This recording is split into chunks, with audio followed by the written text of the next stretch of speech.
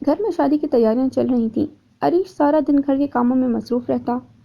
قاسم کو راستوں کا صحیح سے معلوم نہیں تھا، اس لیے اس کے کاموں کی ذمہ داری بھی عریش نے لے لی تھی۔ آنٹی راہیلہ تو بہت خوش تھیں، اتنے سالوں بعد جا کر اپنے بیٹے کے ساتھ رہ رہی تھیں۔ شادی کو 15 دن آگے کر دیا گیا تھا کیونکہ فائزہ کے سسر کو ڈاکٹر نے آرام کے لیے کہا تھا۔ گھر میں پینٹ کا کام ہو رہا تھا۔ دوپہر کا وقت تھا۔ عریش فائز کے کمرے کی پینٹ کروا رہا تھا۔ ورکرز کھانا کھانے گھر سے باہر گئے تھے۔ وہ بالکونی میں تھا جب فائزہ کمرے میں آئی۔ وہ بھی بازار سے واپس آئی تھی، فون پر کسی سے بات کر رہی تھی۔ میں تم کو کیسے سمجھاؤں؟ میں تم سے نہیں مل سکتی، تم کیوں مجھے پریشان کر رہے ہو؟ عریش بالکونی کے دروازے کے پاس کھڑا ہو گیا۔ فائزہ کی آواز اسے صاف سنائی دے رہی تھی۔ آج شام کو سب نے ایک پارٹی پر جانا ہے، میں تب کوشش کروں گی تم سے ملنے آ جاؤں، خدا کا واسطہ اس کے بعد مجھے تنگ نہ کرنا۔ فون کاٹ دیا۔ عریش نے کمرے میں جھانکا، اس کی بہن رو رہی تھی۔ اتنا تو اسے اندازہ ہو گیا تھا کہ اسے کوئی بلیک میل کر رہا ہے۔ آنٹی راہیلہ کی آواز دینے پر وہ کمرے سے باہر گئی۔ وہ فوراً بالکونی سے نکل کر اپنے کمرے میں آ گیا۔ وہ کس سے باتیں کر رہی تھی؟ کیا کوئی اس کو تنگ کر رہا ہے؟ فائزہ تو اتنے سال لندن میں تھی، تو یہاں ایسا کون ہے جس کو وہ جانتی ہے اور اس سے ملنے بھی جا رہی ہے؟ سفید شلوار قمیض اور چاکلیٹ رنگ کی شرٹ پہنے کمرے کے چکر لگانے لگا۔ میں کیا فائزہ سے خود بات کروں یا بابا کو بتا دوں؟ وہ اپنے کمرے سے باہر آ گیا۔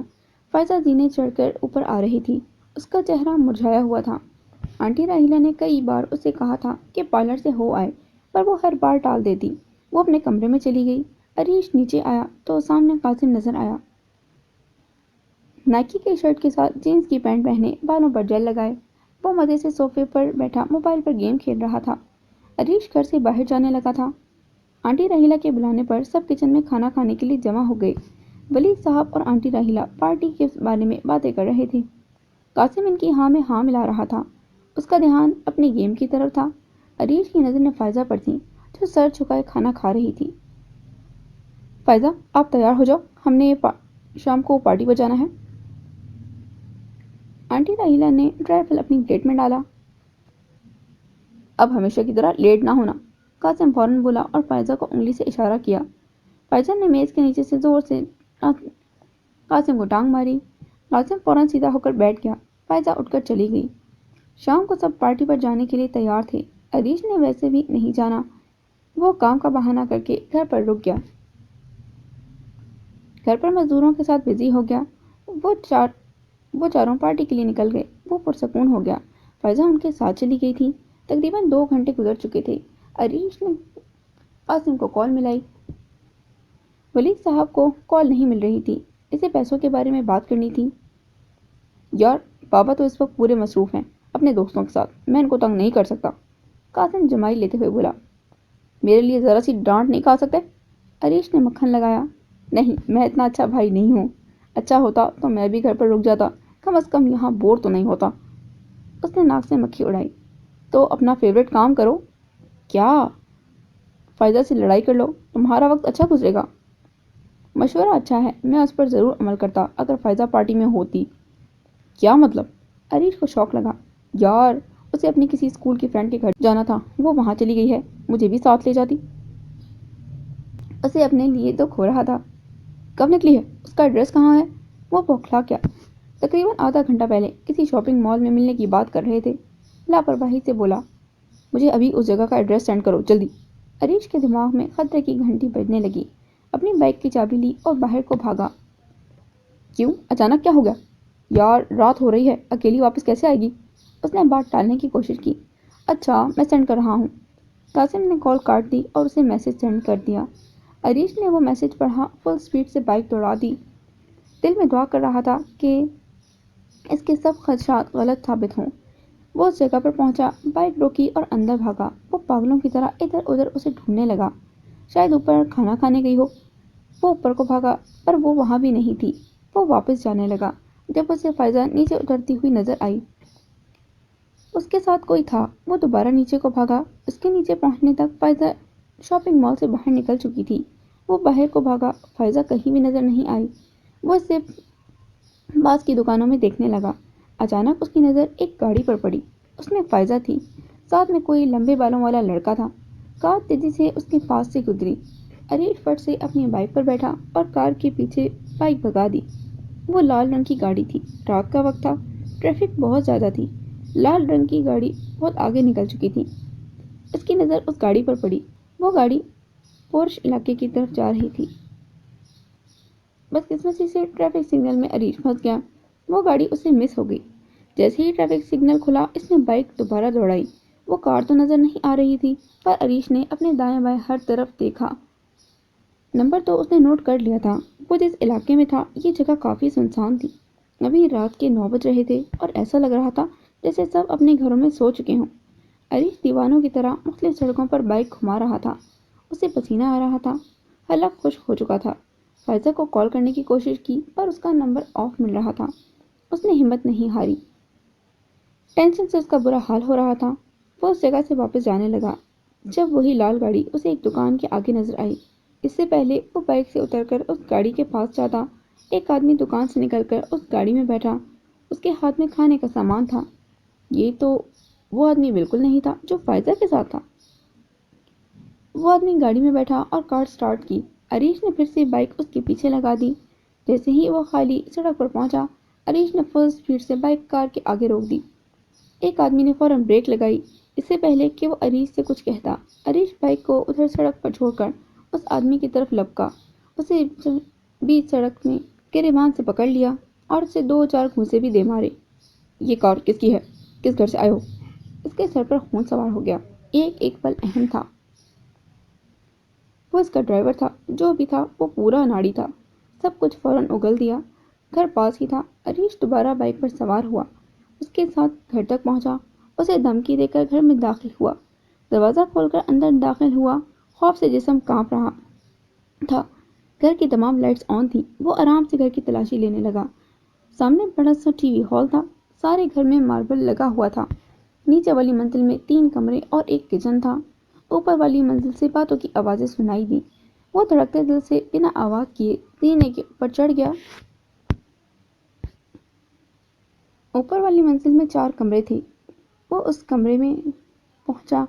عریش کے دل کو جیسے کسی نے مٹھی میں قید کر لیا ہو۔ وہ فائزہ کی آواز تھی، وہ رو رہی تھی۔ عریش نے فٹ سے دروازہ کھول دیا۔ اندر کمرے میں بیڈ پر فائزہ بیٹھی تھی، پاس وہی لمبے بالوں والا ایک لڑکا کھڑا تھا۔ اس کے ہاتھ میں کیمرہ تھا۔ کمرے سے گندی بو آ رہی تھی۔ فائزہ کا دوپٹہ زمین پر گرا ہوا تھا، اس کے چہرے پر انگلیوں کے نشانات واضح تھے، اس کے بال بکھرے ہوئے تھے۔ کسی بھی بھائی کے لیے اپنی بہن کو اس حالت میں دیکھ کر کیا حالت ہو سکتی ہے؟ تم کون ہو؟ لمبے بالوں والا چلایا۔ عریش کمرے میں داخل ہوا، اس سے پہلے وہ اس کو پکڑتا۔ فائزہ زور سے چلائی۔ عریش کے پیچھے ایک لڑکا داخل ہوا، اس کے ہاتھ میں لوہے کا پائپ تھا۔ وہ عریش کو مارنے والا تھا۔ فائزہ کے چلانے پر عریش فٹ سے سائڈ پر ہوا۔ وہ فل نشے میں دھت تھا، اس لیے عریش بچ گیا۔ فائزہ بھاگ کر اپنے بھائی سے چپک گئی۔ وہ ادھر زمین پر گر گیا۔ عریش نے فرش سے شراب کی بوتل اٹھائی۔ میں تم دونوں کو چھوڑوں گا نہیں۔ اس نے کیمرہ بیڈ پر پھینک دیا۔ اس سے پہلے وہ کوئی ہتھیار نکالتا، عریش نے وہ بوتل اس کی کمر پر دے ماری۔ خون کا فوارہ نکلا، ساتھ ہی اس کی چیخ بھی نکلی۔ پورا فرش خون سے بھر گیا۔ شرابی لڑکا ڈر کر فوراً پیچھے ہو گیا۔ عریش اور لمبے بالوں والے میں ہاتھا پائی ہو گئی، چونکہ اسے چوٹ لگ گئی تھی۔ اس کی کمر سے خون بھی نکل رہا تھا۔ عریش نے اس چیز کا فائدہ اٹھایا اور اس پر حاوی ہو گیا۔ لمبے بالوں والا، جس کا نام یاسر تھا، وہ معافی مانگنے لگا۔ فائزہ مسلسل رو رہی تھی۔ عریش کا دماغ فل گرم تھا۔ اپنے بھائی کو اتنے غصے میں اس نے پہلی بار دیکھا تھا۔ وہ تو شاید اسے جان سے ہی مار دیتا۔ فائزہ نے اسے بڑی مشکل سے روکا، اپنا دوپٹہ فرش سے اٹھایا اور بیڈ پر اپنا بیگ اٹھانے لگی۔ عریش اس کا ہاتھ پکڑ کر کمرے سے باہر لے گیا۔ وہ دونوں ادھر زمین پر بے ہوش پڑے تھے۔ گیٹ کے پاس پہنچے تو ڈرائیور بھی شراب پی کر بے ہوش پڑا تھا۔ فائزہ سر جھکائے اس کے پیچھے چل رہی تھی، سر پر دوپٹہ لیا ہوا تھا۔ اپنی بائک کے پاس پہنچے۔ عریش بائک پر سوار ہوا۔ اس کے موبائل پر کال آئی۔ قاسم نے کال کی تھی۔ اس نے نہ جانے کیا کہا۔ عریش نے غصے سے فائزہ کو دیکھا۔ فائزہ کی پہلے ہی بری حالت تھی، اسے لگا وہ بھی اس کی روح نکال لے گا۔ وہ بائک سے اترا، اپنی بہن کو زور سے دھکا دیا، وہ زمین پر گر گئی۔ کل بارش ہوئی تھی، وہ اس پانی پر گری، اس کے سارے کپڑے خراب ہو گئے، گھٹنوں پر گھاس کے نشان لگ گئے، اس کا ہاتھ بری طرح زخمی ہو گیا۔ बाइक पर बैठो, उसे से चिल्लाया। फायजा खड़ी हुई। वो चुपचाप बाइक पर बैठ गई। अपने भाई से ऐसी उम्मीद नहीं थी। यूं सड़क पर उसकी बेइज्जती करेगा। उसके आंसू बहने लगे। अरीश ने फुल स्पीड से बाइक चलाई। वो सहम कर पीछे बैठी हुई थी। एक खतरनाक सफर तय करने के बाद वो घर पहुंचे। बाइक गेट के आगे रुकी। वो बाइक से उतर कर खड़ी हुई। उसे चक्कर आने लगे। जो इसके साथ हुआ था या होने जा रहा था वो कम तकलीफ देह नहीं था। अरीश बाइक से उतरकर जमीन पर बैठा, खड़ा हुआ, अपनी बहन का हाथ पकड़कर उसे अंदर ले गया। फायजा के कदम पत्थर के हो गए। क्या वो सबको सच बता देगा? बाबा तो उसे जान से मार देंगे। उसने अपनी बहन का हाथ मजबूती से पकड़ लिया। टीवी लाउंज में पहुंचते ही अरीश ने बुलंद आवाज में सलाम किया।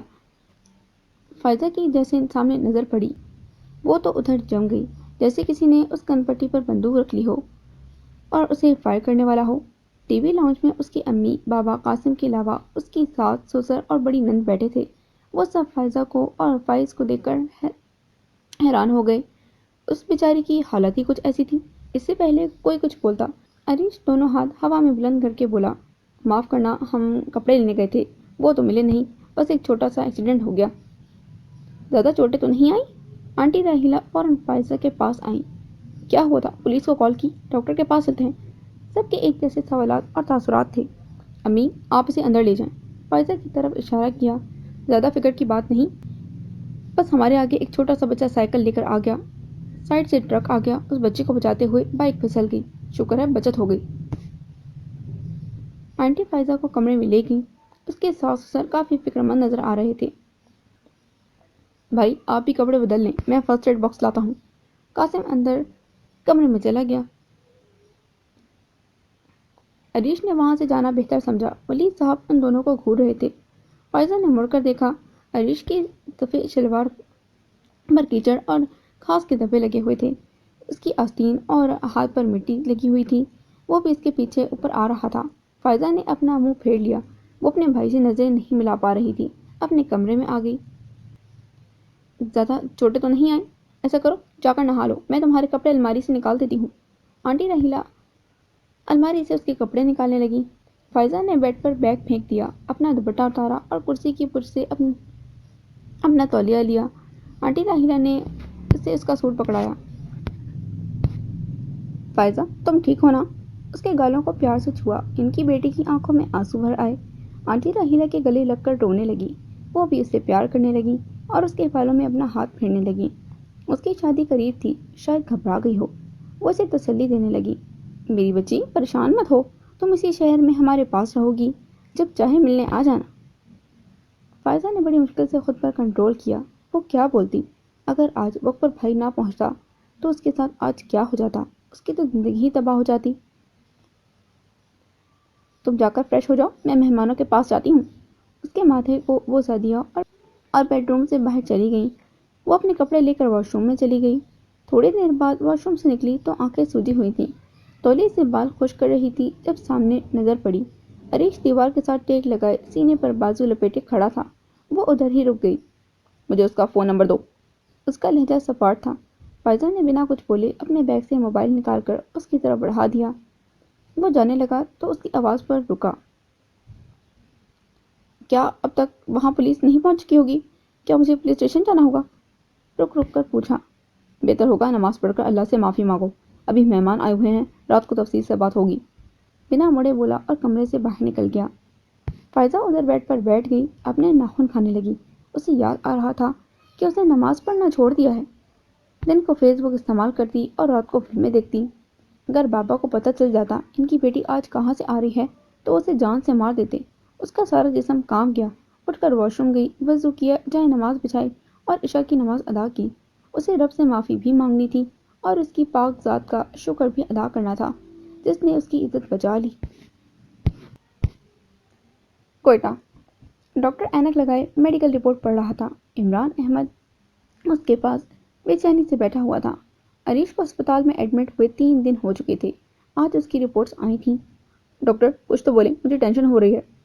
अपनी बाईं टांग मुसलसल हिला रहा था इमरान अहमद। टेंशन की बात वाकई है? क्या हुआ? कुछ तो बोले। सीधा हुआ, दोनों हाथ मेज पर रख लिए। رپورٹس اچھی نہیں ہیں، اس کا کافی خون بہا ہے اور اب کیا ہوگا؟ میرا مطلب ہے۔ ڈاکٹر کی بات سن کر اسے دھچکا لگا۔ میرا مشورہ ہے کہ آپ کو ابھی اپنے بھائی سے اس بارے میں بات نہیں کرنی چاہیے، ابھی وہ اس کنڈیشن میں نہیں ہے۔ اپنی اینک اتار کر میز پر رکھ دی۔ عمران سر جھکا کر بیٹھ گیا۔ یہ اس کے لیے کافی تکلیف دہ تھا، اس کی وجہ سے اس کے بھائی کو یہ تکلیف برداشت کرنا ہوگی۔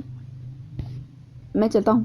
وہ اٹھ کر کمرے سے باہر نکل گیا، کوریڈور سے گزر کر نیچے آیا، میڈیکل اسٹور سے دوائیاں لیں، اپنے دوست کو فون کیا، پھر عریش کے پاس آ گیا۔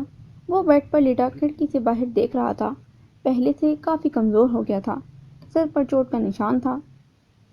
یار میں ان پولیس والوں سے بہت تنگ آ گیا ہوں، بار بار ایک ہی سوال پوچھنے آ جاتے ہیں۔ تم بھی تو بار بار ان کو ایک ہی جواب دیتے ہو۔ میز پر دوائیاں رکھی۔ تو جو میں نے دیکھا تھا وہی بتاؤں گا نا؟ اس نے نقاب کیا ہوا تھا، چڑچڑا کر بولا۔ اچھا اب نہیں آئیں گے، تم آرام کرو۔ بیگ سے سوپ نکالا اور اسے پیالے میں ڈالا۔ وہ پیالہ عریش کے پاس لے آیا۔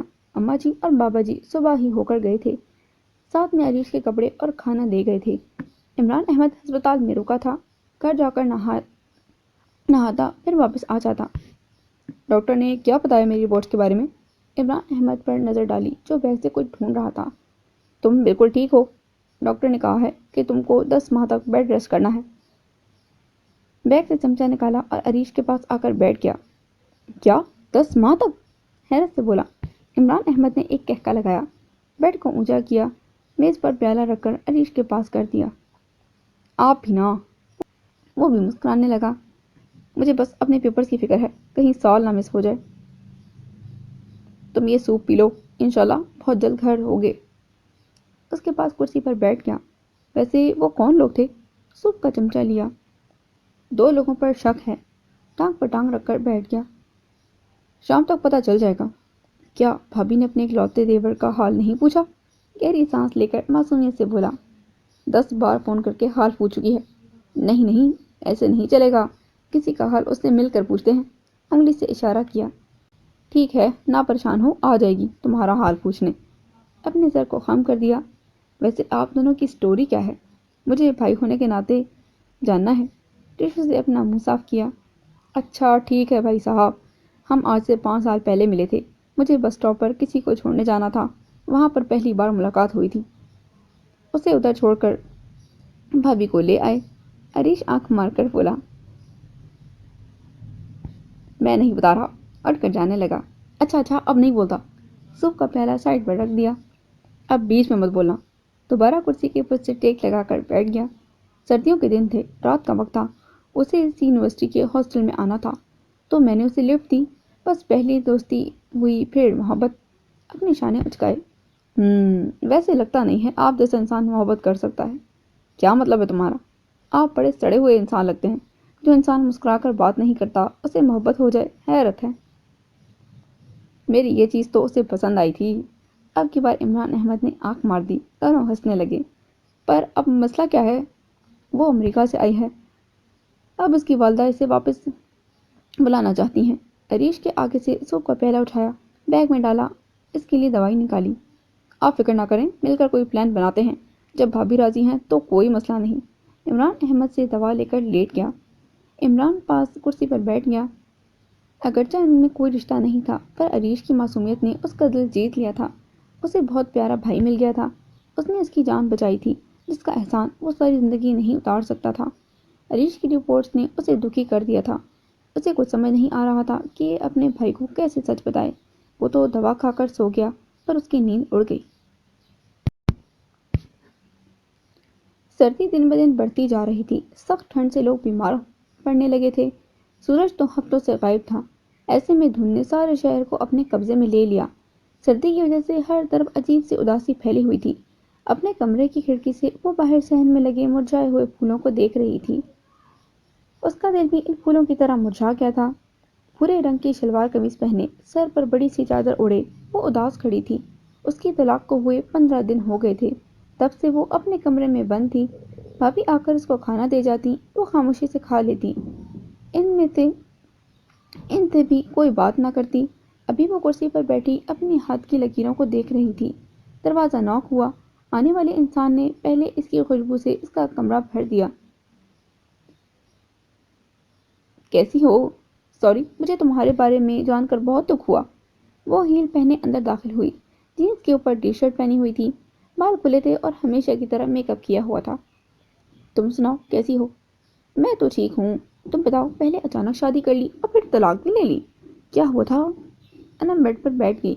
الماش خاموش ہو گئی، اس کے پاس کوئی جواب نہیں تھا۔ اپنا دکھ کسی کو سنا کر ہمدردی سننے کی عادی نہیں تھی۔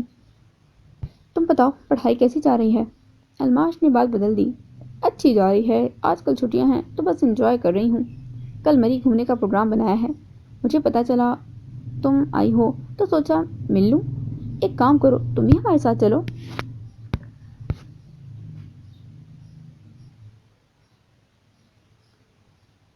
جینس کی جیب سے موبائل نکالا، اس سے پہلے سامنے کرسی پر بیٹھی لڑکی کچھ بولتی فوراً موبائل سائڈ پر کر کے بولی، تمہاری تو عدت چل رہی ہے، سوری۔ منہ ٹیڑھا کر کے بولی، کوئی بات نہیں۔ میں اس کی بات ابھی مکمل نہیں ہوئی کہ دادی دروازے پر آ گئی۔ تم یہاں کیا کر رہی ہو؟ جاؤ اپنے گھر۔ اسے سے اپنی سگی پوتی کو دیکھا اور ہاتھ سے انم کو جانے کا اشارہ کیا۔ وہ بیڈ سے اٹھی، الماش کو مسکرا کر دیکھا، نخرے دکھاتی کمرے سے نکل گئی۔ اس کے جاتے ہی دادی نے زور سے دروازہ بند کر دیا، جیسے اندر کوئی مجرم موجود ہو۔ ان کے جاتے ہی وہ کرسی سے اٹھ کر بیڈ پر آ کر لیٹ گئی۔ اس کی طبیعت خراب ہو رہی تھی، پر کسی کو کہنے کی ہمت نہیں تھی۔ شام کو بھابھی کمرے میں آئی، الماش کو آواز دی اور چائے لے کر بیڈ پر بیٹھ گئی۔ وہ بھی اٹھ کر بیٹھ گئی، ایک چائے کا کپ اسے پکڑایا، دوسرا اپنے ہاتھ میں پکڑ لیا۔ آج گھر پر کوئی نہیں ہے، سب تائی خزاں کے تیسرے بیٹے کی منگنی پر گئے ہیں، تو میں تمہارے پاس آ گئی۔ تو آپ کو میری رکھوالی کے چھوڑ گئے ہیں؟ اپنے چہرے پر آئے ہوئے بالوں کو پیچھے کیا۔ نہیں، ایسا کچھ نہیں ہے، ہنس کر بولی، مجھے نہیں جانا تھا تو میں نہیں گئی۔ یہ تم نے اپنی کیا حالت بنا رکھی ہے؟ میری بات کا برا نہ ماننا، مجھے پہلے ہی معلوم تھا کہ اس رشتے کا یہی انجام ہوگا۔ چائے کا سپ لیا، ابھی تو پہلی طلاق ہوئی ہے، نہ جانے آگے۔ بکواس بند رکھو اپنی، اس کی بات کاٹ دی۔ اللہ سے اچھی امید رکھو، وہ کوئی شادی تھی؟ مجھے یہ بات سمجھ نہیں آتی کہ تم اپنے لیے لڑتی کیوں نہیں؟ اسے گھور کر دیکھا، وہ خاموش رہی تو بھابھی پھر بولی، الماش، کیا تم نے ساری زندگی ایسے ہی گزار دینی ہے؟ اپنے آنے والے وقت کے بارے میں کچھ تو سوچو۔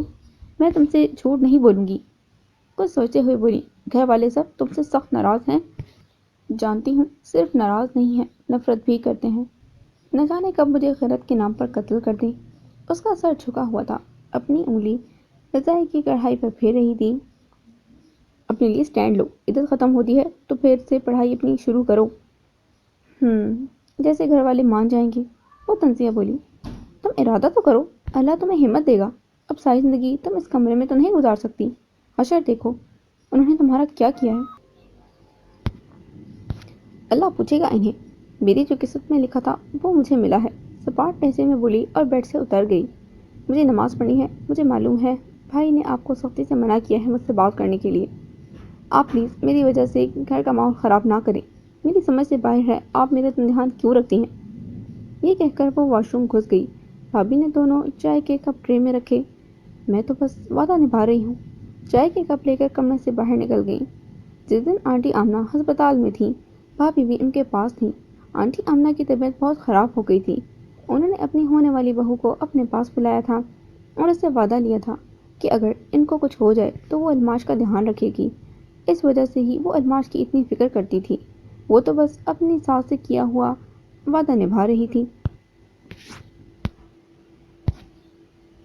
40 سالہ عورت نے اپنے بیگ سے ایک پیکٹ نکال کر میز پر رکھ دیا۔ اس کا ہاتھ کانپ رہا تھا۔ سامنے والے شخص نے وہ پیکٹ اٹھایا اور اسے کھول کر دیکھنے لگا۔ وہ سفید رنگ کے کرتے پاجامہ میں ملبوس تھا، کرتے پر سلوٹیں تھیں، آستین فولڈ کی ہوئی تھیں، ٹانگ پر ٹانگ رکھ کر کرسی پر بیٹھا ہوا تھا۔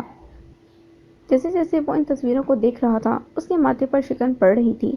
ڈرائنگ روم میں وہ عورت اور شکاری دونوں میز کے آمنے سامنے بیٹھے ہوئے تھے۔ اسی فل سپیڈ میں چل رہا تھا۔ اس کے باوجود اس عورت کو پسینہ آ رہا تھا۔ رمضان بھی پاس بیٹھا ہوا تھا۔ پلیز میری مدد کرو، میری بچی کو میرے پاس واپس لے آؤ۔ وہ عورت رونے لگی۔ ان لوگوں نے میری بچی کو اغوا کیا ہے اور یہ تصویریں سینڈ کی ہیں۔ کل اس کی بیٹی اسکول سے واپس آ رہی تھی جب راستے سے اسے اغوا کر لیا گیا تھا۔ رمضان نے بتایا۔ واپس کیسے آتی ہے؟ رکشے پر آتی جاتی ہے۔ جس نے اغوا کیا ہے اس نے رکشے والے کو راستے میں روک کر اسے بھی مارا ہے وہ ہسپتال میں داخل ہے۔ آپ کے شوہر کہاں ہیں؟ شکاری نے تصویریں میز پر رکھ دیں۔ جی میرے شوہر مجھ سے باہر ہوتے ہیں، میں نے انہیں بتا دیا ہے رات کی فلائٹ سے آ رہے ہیں۔ بھابھی کیا آپ نے کیا کر دیا؟ میں نے آپ کو منع کیا تھا۔ کمرے میں ایک شخص داخل ہوا اور کمر پر ہاتھ رکھ کر کھڑا ہو گیا۔ یہ پولیس کو بلانے کی کیا ضرورت تھی؟ جی پولیس پر کون بھروسہ کرتا ہے؟ جو ملزم ہوتا ہے اسی پر شک کرنے لگتے ہیں۔ وہ آدمی صوفے پر بیٹھ گیا۔ انہی سے رشوت مانگنے لگتے ہیں۔ بھابھی کیا آپ کو مجھ پر بھروسہ نہیں تھا؟ جو رقم انہوں نے مانگی ہے دے کر اپنی بچی کو گھر واپس لے آتے ہیں۔ آپ کی تعریف؟ آپ کون؟ شکاری نے سوال کیا۔ میں اس بچی کا چاچو ہوں، میں ساتھ والے گھر میں رہتا ہوں۔ اب ہم چلتے ہیں، کوئی فون آئے تو ہمیں ضرور کال کرنا۔ شکاری کھڑا ہو گیا۔ وہ اس آدمی سے ہاتھ ملا کر باہر جانے لگا۔ بچے کی ماں ہاتھ جوڑ کر رونے لگی۔ خدا کا واسطہ ہے میری بچی کو لا دو، وہ تو ابھی 5 سال کی ہے۔ میرے پاس جو کچھ ہے وہ لے لو، بس میری بچی کو واپس لا دو۔ میں نے کل سے اپنی بیٹی کی شکل نہیں دیکھی، نہ جانے کس حال میں ہوگی۔ آپ فکر نہ کریں، سب انشاءاللہ ٹھیک ہو جائے گا۔ رمضان نے انہیں تسلی دی۔ دونوں گھر سے باہر نکل آئے۔ اس عورت نے پولیس اسٹیشن میں شکایت کیوں نہیں کی؟ وہ اپنی بائک سے ٹیک لگائے سینے پر ہاتھ باندھے کھڑا تھا۔ سیدھی سی بات ہے، بدنامی کا ڈر ہے۔ لوگ کیا بولیں گے، اور اگر بات میڈیا تک آ گئی تو پورے شہر میں بات پھیل جائے گی۔ ویسے بھی اس کے دیور نے بھی منع کیا ہے۔ رمضان نے جیب سے سگریٹ نکال کر جلایا۔ کتنے پیسے مانگے ہیں اور اس کا شوہر کیا کرتا ہے؟ 85 لاکھ مانگے ہیں۔ جہاں تک ہی رہی اس کے شوہر کی بات، اس کی دبئی میں کپڑوں کی دکان ہے، اچھا کما لیتا ہے۔ دوپہر کا وقت تھا، دونوں ان کے گھر کے سامنے کھڑے تھے۔ رمضان نے سگریٹ زمین پر پھینک دیا۔ اس کا گھر پاس ہی تھا، وہ اپنے گھر چلا گیا۔ شکاری نے اپنی پشاوری چپل اس سگریٹ پر رکھ کر اپنی جوتی سے مسل دی۔ ایک نگاہ اس گھر پر ڈالی، اپنی بائک پر بیٹھا اور اس محلے سے نکل آیا۔ وہ عورت رمضان کے محلے میں ہی رہتی تھی، اسی لیے اس نے رمضان سے مدد مانگی تھی۔ وہ سب سے پہلے ہسپتال پہنچا جہاں پر وہ رکشے والا ایڈمٹ تھا۔ وہ وہاں پر نہیں تھا، وہ سیدھا اس بچی کے اسکول پہنچا۔ ابھی اسکول میں چھٹی نہیں ہوئی تھی۔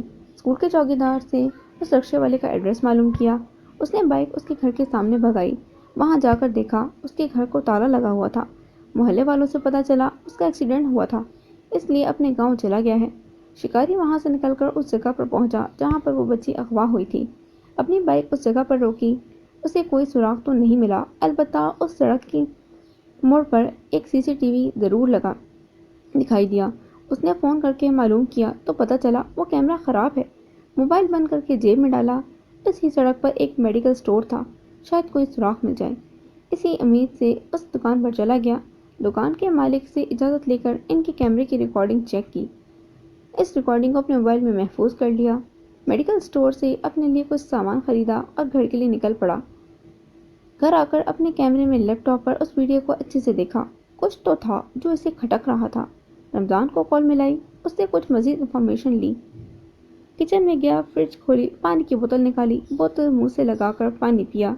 موبائل پر رنگ ہوئی، موبائل دیکھا، فلک کا فون تھا۔ ٹی وی لاؤنج میں آ کر صوفے پر بیٹھ گیا۔ اس سے کچھ دیر بات کی۔ تھوڑی دیر بعد پھر سے رمضان کی کال آئی۔ اس نے جو بتایا اسے شوق لگا، فوراً بائک کی چابی اٹھائی اور گھر سے نکل پڑا۔ میری اور یاسر کی دوستی فیس بک پر ہوئی تھی۔ میں لندن میں اور وہ پاکستان میں ماس میڈیا کی تعلیم حاصل کر رہے تھے۔ شروع میں ہماری گفتگو صرف پڑھائی پر ہوتی، پھر اکثر مجھے وہ کال کرنے لگا۔ میں نے سوچا بات کرنے میں کیا حرج ہے، میں تو لندن میں رہتی ہوں۔ میں بھی اس سے بات کرنے لگی۔ پھر مجھے کیا معلوم تھا ہم پاکستان واپس آ جائیں گے۔ میں نے غلطی کر دی اسے بتا کے کہ میں پاکستان آ رہی ہوں۔ کچھ دیر رک کر بولی، وہ مجھ سے ایک بار ملنا چاہتا تھا۔ میں نے سوچا ملنے میں کیا حرج ہے۔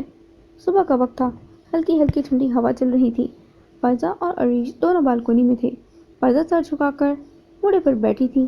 عریش اس کے سامنے دروازے سے ٹیک لگائے سینے پر ہاتھ باندھے کھڑا تھا۔ اس نے نائٹ ڈریس پہنا ہوا تھا۔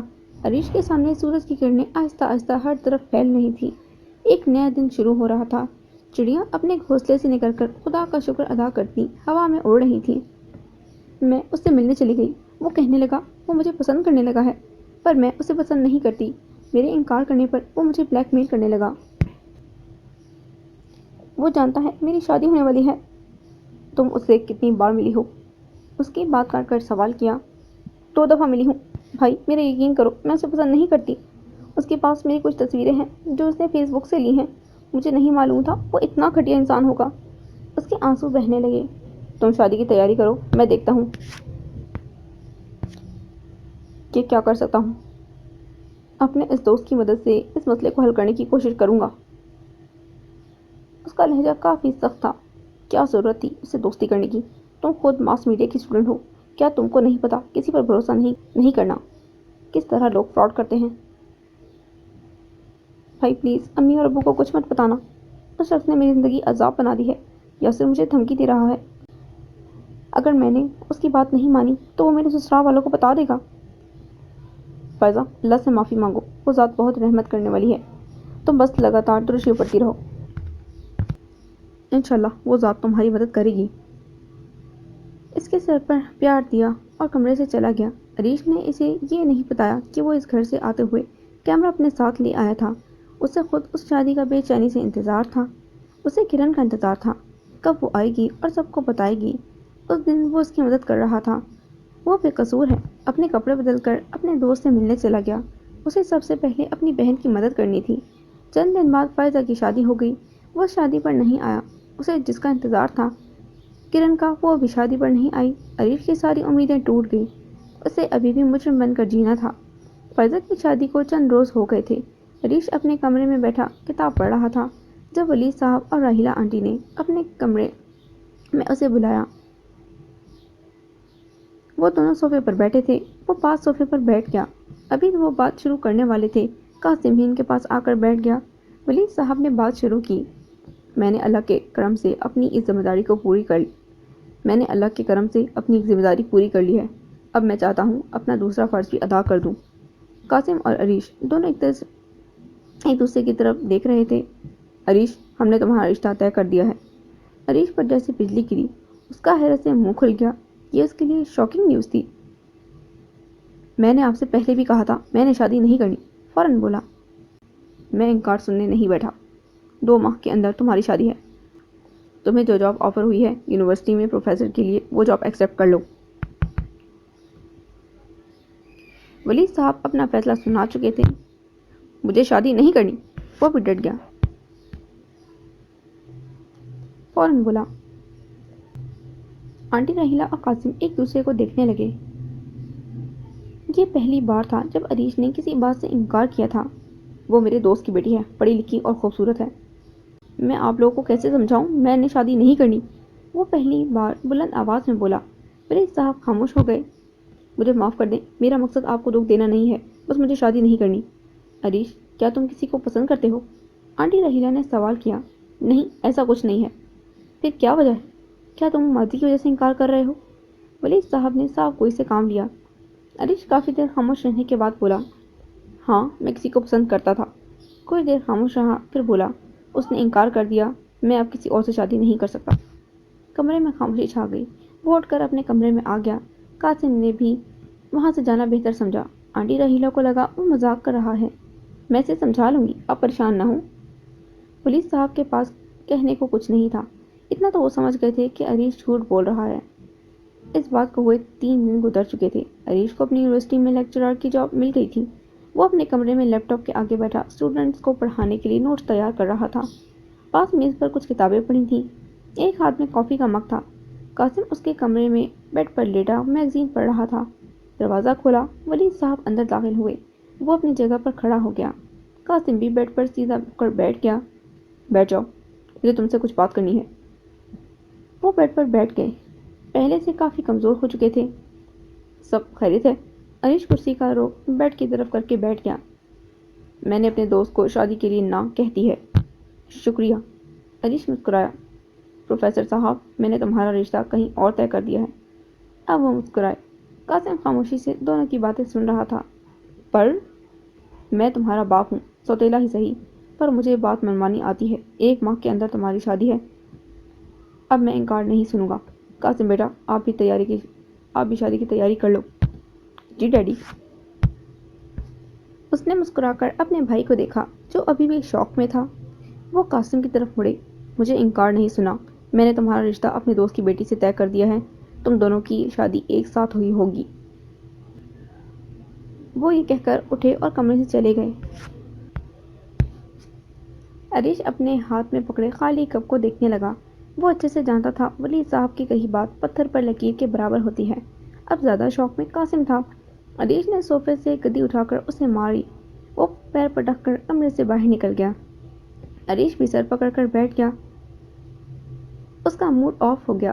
اپنی نئی جاب کے لیے وہ بہت خوش تھا۔ اپنا لیپ ٹاپ بند کیا اور کمرے کے چکر لگانے لگا۔ کوئٹہ۔ عریش صحت یاب ہو کر گھر آ چکا تھا۔ اسے 3 گولیاں لگی تھیں۔ خون تو بہت بہا تھا جس کی وجہ سے اسے کافی کمزوری ہو گئی تھی۔ اس کا ماں جی روز اسے سوپ بنا کر پلاتی تھی۔ اب میں سوپ پی کر تنگ آ چکا ہوں، کچھ اور نہیں مل سکتا؟ اپنے کمرے میں بیڈ پر بیٹھا وہ سوپ کے باؤل کو گھول رہا تھا۔ صاحب جی یہ سب آپ کی صحت کے لیے فائدہ مند ہے۔ عمران احمد ہاتھ باندھ کر پاس کھڑا ہو گیا۔ بھائی نہ تنگ کریں، میں تو ویسے ہی کہہ رہا تھا۔ سوپ کا چمچ اپنے منہ میں ڈالا۔ میں سوچ رہا ہوں اب یونیورسٹی جانا شروع کر دوں، پہلے ہی بہت چھٹیاں ہو چکی ہیں۔ ابھی 1 ہفتہ ٹھہر جاؤ پھر چلے جانا۔ پاس کرسی پر بیٹھ گئے۔ ابھی پیپرز ہونے میں 10 دن پڑے ہیں، میں تمہیں نوٹس لا دوں گا، تم آرام سے تیاری کر لینا۔ اچھا ٹھیک ہے، پر یہ بتائیں بھابھی نے کیا فیصلہ کیا ہے؟ امی کی بات مانے گی یا ادھر رہنا پسند کریں گی؟ ویسے میرے خیال میں ان کے والد صاحب سے بات کرنی چاہیے۔ جب وہ ہسپتال آئے تھے ان کی باتوں سے لگ رہا تھا کہ انہیں پاکستان بہت پسند ہے، پر اپنی بیگم یعنی آپ کی ساسو ماں کی وجہ سے خاموش ہیں۔ ٹیشو سے اپنا منہ صاف کیا۔ وہ تو شادی کے لیے مان گئے ہیں، بس اس کی امی نہیں مان رہی۔ افسردگی سے بولا 2 ہفتے بعد وہ واپس جا رہے ہیں۔ ٹینشن سے اپنی بائیں ٹانگ ہلانے لگا۔ یہ تو بڑا مسئلہ ہو گیا۔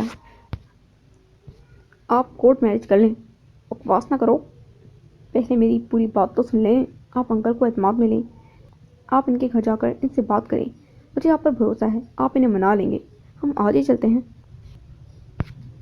خبردار جو بیڈ سے نیچے بھی اترے۔ انگلی سے اس نے وارن کیا۔ اس پر کمبل دیا۔ یار یہ معاملات ایسے طے نہیں ہوتے، میں خود منہ اٹھا کر اپنا رشتہ دے جاؤں؟ خفا ہوا۔ بھائی آپ میری بات غور سے تو سنیں۔ ان کے فادر ایک وکیل ہیں، اگر آپ ان کو اعتماد میں لیں، ان کو یقین دلائیں کہ آپ ان کی بیٹی کو خوش رکھیں گے، اسے اچھی زندگی دیں گے، اس کا ساری زندگی ساتھ دیں گے، تو وہ ضرور مانیں گے۔ مگر ابھی میری بات ختم نہیں ہوئی۔ ہاتھ اٹھا کر اشارہ کیا۔ وکیل ہونے کے ناطے وہ انسان کو اچھے سے پرکھنا جانتے ہیں۔ وہ آپ سے بہت گھما پھرا کر سوال کریں گے۔ ظاہر سی بات ہے اپنی بیٹی کے لیے ہر باپ فکر مند ہوتا ہے۔ اگر آپ ان کے ہر سوال کا اچھے سے جواب دیں تو وہ ضرور مان جائیں گے۔ تم اتنے یقین سے کیسے کہہ سکتے ہو؟ آنکھیں سکیڑ کر پوچھا۔ پہلی بات جب وہ ہسپتال آئے تھے تو آپ دونوں باتیں کر رہے تھے۔ وہ آپ کی باتوں سے کافی متاثر ہو کر آرام سے ادھر بیٹھ گئے تھے۔ دوسری بات ان کی باتوں سے صاف لگ رہا تھا کہ وہ امریکی ماحول سے خوش نہیں تھے۔ ساری زندگی جاب میں گزر جاتی ہے، انسان اپنی فیملی کو ٹائم نہیں دے پاتا۔ یار جوتے نہ پڑ جائیں۔ اپنی داڑھی پر ہاتھ پھیرا۔ اب پیار کی ہے تو فیس کریں۔ ایک کام کرتے ہیں میں آپ کے ساتھ چلتا ہوں۔ بیڈ سے اٹھنے لگا۔ اچھا رک جاؤ میں کچھ کرتا ہوں۔ کھڑا ہو گیا۔ بھائی وقت کم ہے، لگتا ہے آپ اس طرح نہیں مانیں گے مجھے ہی۔ عریش نے پھر کمبل سائڈ پر کیا۔ یار تو آرام کر، میں آج اور ابھی جا رہا ہوں۔ اپنے دونوں ہاتھ ہوا میں کھڑے کر لیے۔ مجھے پوری امید ہے وہ مان جائیں گے۔ بیسٹ آف لک کا اشارہ کیا۔ عمران احمد دروازے کے پاس جا کر واپس مڑا۔ تم اتنی یقین سے کہہ رہے ہو تو انکل مان ہی جائیں گے، کیونکہ آپ انسان کی عزت کرنا جانتے ہو۔ شادی کے بعد پیار کے ساتھ اپنی بیگم کو عزت دینا بھی بہت ضروری ہے۔ میری بھی بہن ہے، غلط مشورہ نہیں دوں گا۔ اگر آپ اس کے ساتھ مخلص نہ ہوتے تو میں آپ کو کبھی فورس نہیں کرتا۔ اپنی دوا نکال کر کھانے لگا۔ تمہارے گھر والوں کو تم پر بھروسہ کرنا چاہیے تھا۔ وہ یہ کہہ کر فوراً کمرے سے نکل گیا۔ عریش نے بند دروازے کی طرف دیکھا۔ وہ کرن کی بات کر رہا تھا۔ اسے پھر سے سب یاد آ گیا۔ وہ اب دوبارہ دکھی نہیں ہونا چاہتا تھا۔ اس نے کہیں پڑھا تھا کہ اگر کوئی تمہارے کردار کو چوک میں بھی لٹکا دے تو یاد رکھنا عزت اور ذلت صرف خدا کے ہاتھ میں ہے۔ اپنی دوا کھا کر بستر پر لیٹ گیا۔ اسے سخت بے چینی ہونے لگی۔ یہ وقت کیسے گزرے گا یہ وہی بہتر بتا سکتا تھا۔ اپنے بھائی پر اسے پورا بھروسہ تھا، وہ خوشخبری لے کر لوٹے گا۔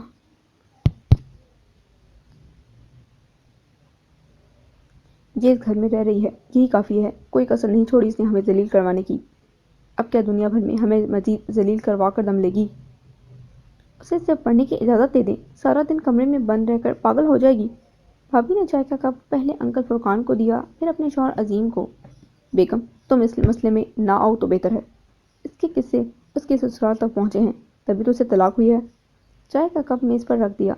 میں اس کی گارنٹی لیتی ہوں، ایسا کچھ نہیں ہوگا، صرف 2 سال کی بات ہے۔ ابو جی پلیز مان جائیں، وہ پہلے ہی تباہ ہو چکی ہیں۔ بھابھی نے سفارش کی۔ اچھا ہوتا پیدا ہوتے ہی مر جاتی۔ جو کرنا ہے کرو، بس وہ مجھے اپنی شکل نہ دکھائے۔ میری بیٹی میری زندگی میں عذاب بن کر آئی ہے۔ انکل فرقان نے خالی کپ میز پر رکھا اور کمرے سے نکل گئے۔ چین آ گیا ہے تمہیں؟ اس کی وجہ سے ہی میرا باپ بیمار پڑ گیا ہے۔ مجھے معلوم ہے میں نے اپنے اوپر کیسے کنٹرول رکھا ہے۔ میرا بس نہیں چلتا اسے جان سے مار دوں۔ وہ بھی میز کو ٹھوکر مارتا کمرے سے نکل گیا۔ بھابھی نے چائے کے کپ اٹھائے اور کچن میں رکھے۔ الماش کچن میں بیٹھی مٹر کے دانے نکال رہی تھی، چہرے سے کافی دنوں کی بیمار لگ رہی تھی۔ الماش، وہ میں نے سب سن لیا ہے، آپ فکر نہ کریں، گھر سے نہیں بھاگ جاتی۔ بکواس نہ کرو، میرے بیٹے کو بیمار بنا کر آگے سے زبان چلاتی ہو جیسے کچھ ہوا ہی نہیں۔ دادی کچن میں داخل ہوئی۔ دادی، پھر نہ شروع ہو جانا، آپ روزانہ ایک ہی بات کرتی ہیں۔ بھابھی نے پیاز ڈیگچی میں ڈالی۔ بہو، پاگل کر دیا ہے اس نے مجھے، خبردار جو اس نے کچن کا کوئی کام کیا۔ دادی، وہ اچھوت نہیں ہے، بس کر دیں۔ الماش نے سن کر اپنے کمرے میں آ گئی، دروازہ بند کر دیا اور بیڈ پر بیٹھ کر رونے لگی۔ اسے اس گھر میں 4 ماہ ہو چکے تھے۔ اسے روز یاد دلوایا جاتا تھا کہ وہ گنہگار ہے۔ اس گھر میں سب مصیبتیں اور تکلیفیں اس ہی کی وجہ سے آئی ہیں۔ جب سے اس نے بھابھی کو بتایا تھا کہ اس کے سسرال والوں نے اس کے ساتھ کیا سلوک کیا ہے، تب سے وہ اس کے دشمن بن گئے تھے۔ الماش نے بڑی مشکل سے اپنے آپ کو سنبھالا اور کالج میں ایڈمیشن لے لیا۔ دادی تو اس کے خلاف ہو گئی تھیں۔ وہ صبح برقع پہن کر کالج جاتی، کالج سے آ کے وہ سارا دن اپنے کمرے میں رہتی۔ کالج جانے کے چند ماہ بعد اس نے ٹیوشن میں پڑھانا شروع کر دیا۔ اسے وہ اپنا سارا خرچہ نکال لیتی۔ عظیم بھائی کو اللہ نے ایک بیٹی سے نوازا۔ سب گھر والے بہت خوش تھے، الماش بھی بہت خوش تھی۔ اس نے اپنے کچھ پیسوں سے اپنی بھتیجی کے لیے کچھ تحفے خریدے۔ بھابھی اسپتال سے اپنے میکے چلی گئی تھیں، آج ہی گھر لوٹی تھیں۔ جب وہ اپنے کمرے میں اکیلی تھی تو الماش گھر والوں سے سب چھپا کر بھابھی کے کمرے میں آ گئی۔ وہ اپنے ساتھ کچھ تحفے بھی لے کر گئی تھی۔ شکر ہے تم اپنے بھتیجے سے ملنے تو آئیں، کم از کم مجھے فون کر کے مبارکباد ہی دے دیتی۔ وہ خفا ہوئی۔ بھابھی بیڈ پر اپنی بیٹی لے کر بیٹھی ہوئی تھی۔ بھابھی، آپ تو جانتی ہیں میرے پاس موبائل نہیں ہے، یہ کچھ تحفے لے کر آئی تھی۔ اپنے دوپٹے کے نیچے سے ایک پیکٹ نکال کر بھابھی کو دیا۔ مجھے بہت خوشی ہے تم میری بیٹی کے لیے کچھ لے کر آئی ہو، پر اپنے لیے تو کچھ خرید لیتی۔ کب سے یہی 2 سوٹ پہن رہی ہو، میں بھی تمہارے لیے سوٹ لائی تھی، تم نے وہ بھی واپس کر دیا۔ بھابھی اس پیکٹ کو کھول کر دیکھنے لگی۔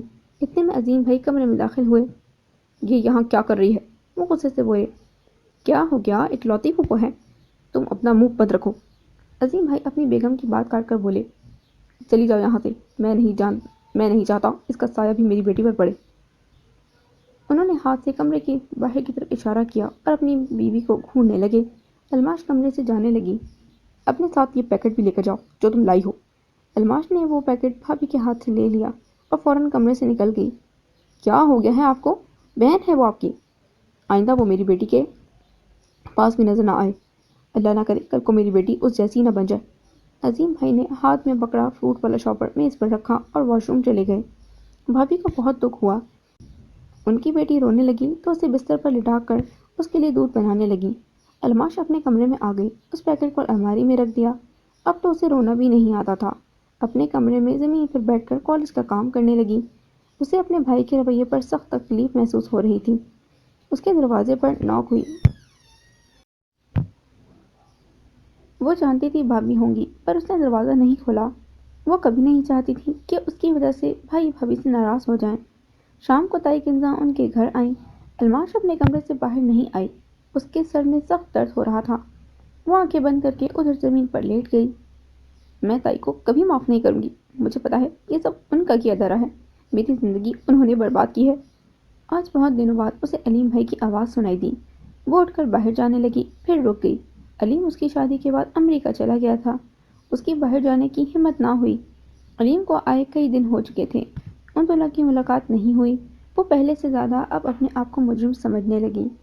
کالج میں بھی اس نے کسی سے دوستی نہیں کی، گھر میں سب اس سے نفرت کرتے تھے۔ اس نے یہ قبول کر لیا تھا اب اس کا کالج ختم ہو چکا تھا۔ وہ صرف چھوٹے بچوں کو ٹیوشن پڑھاتی تھی۔ اس کی طلاق کو ہوئے 4 سال ہو چکے تھے۔ اس نے کئی بار کوشش کی اپنے بابا سے بات کرنے کی، پر ہر بار وہ اسے نظر انداز کر دیتے۔ علیم تو اس کی شکل بھی نہیں دیکھنا چاہتا تھا۔ عظیم کی بیٹی لائبہ 2 سال کی ہو گئی۔ وہ جب صحن میں کھیل رہی ہوتی تو وہ اسے اپنے کمرے کی کھڑکی سے دیکھ لیتی۔ ایک دن وہ ٹیوشن سے واپس گھر آئی۔ وہ اپنے کمرے میں جانے لگی۔ دادی کے بلانے پر ٹی وی ہال میں رک گئی۔ برقع پہنا ہوا تھا، ہاتھ میں فائل پکڑی ہوئی تھی۔ دادی ہال میں موجود تخت پوش پر بیٹھی تھی۔ سب گھر والے پاس بیٹھے تھے۔ ہم نے تمہارا رشتہ طے کر دیا ہے۔ 10 دن میں تمہارا نکاح ہے، ساتھ میں رخصتی بھی ہے۔ مجھے شادی نہیں کرنی، مختصر جواب دیا۔ وہ یہ کہہ کر اپنے کمرے میں آ گئی۔ بھابھی اس کے پیچھے اس کے کمرے میں آ گئی۔ مجھے تم سے بات کرنی ہے۔ میں اپنی زندگی سے بہت خوش ہوں۔ اپنا برقع اتار کر ہک پر لٹکا دیا۔ انہیں تمہاری شادی اور اس مسئلے کے بارے میں پتا ہے؟ انہوں نے کمرے کا دروازہ بند کر دیا۔ الماش، ہاں کہہ دو، علیم کی شادی ہو رہی ہے۔ مجھے کیا؟ کس کے ساتھ ہو رہی ہے؟ ان کی بات کاٹ کر بولی، بس مجھے شادی نہیں کرنی، میں کسی کی زندگی خراب نہیں کر سکتی۔ سر پر دوپٹہ لے کر واش روم گئی، وضو کرنے لگی۔ اس سے اچھا رشتہ نہیں ہو سکتا۔ بھابھی واش روم کے دروازے پر کھڑی ہوئی۔ میں اس لیے مانی ہوں کیونکہ اس سے بھی وہی مسئلہ ہے جو… وہ کہتے کہتے رک گئی۔ الماش نے ان کی طرف دیکھا۔ وضو کر کے باہر آئی۔ وہ نماز پڑھنے لگی۔ بھابھی کمرے سے باہر چلی گئی۔ نماز سے فارغ ہوئی تو جائے نماز پر آنکھیں بند کر کے سوچنے لگی۔ بھابھی کی اپنی بیٹی ہو گئی ہے، ان کو اب مجھ سے کیا لگے؟ ویسے بھی انہوں نے کون سا میرا ٹھیکہ اٹھایا ہے؟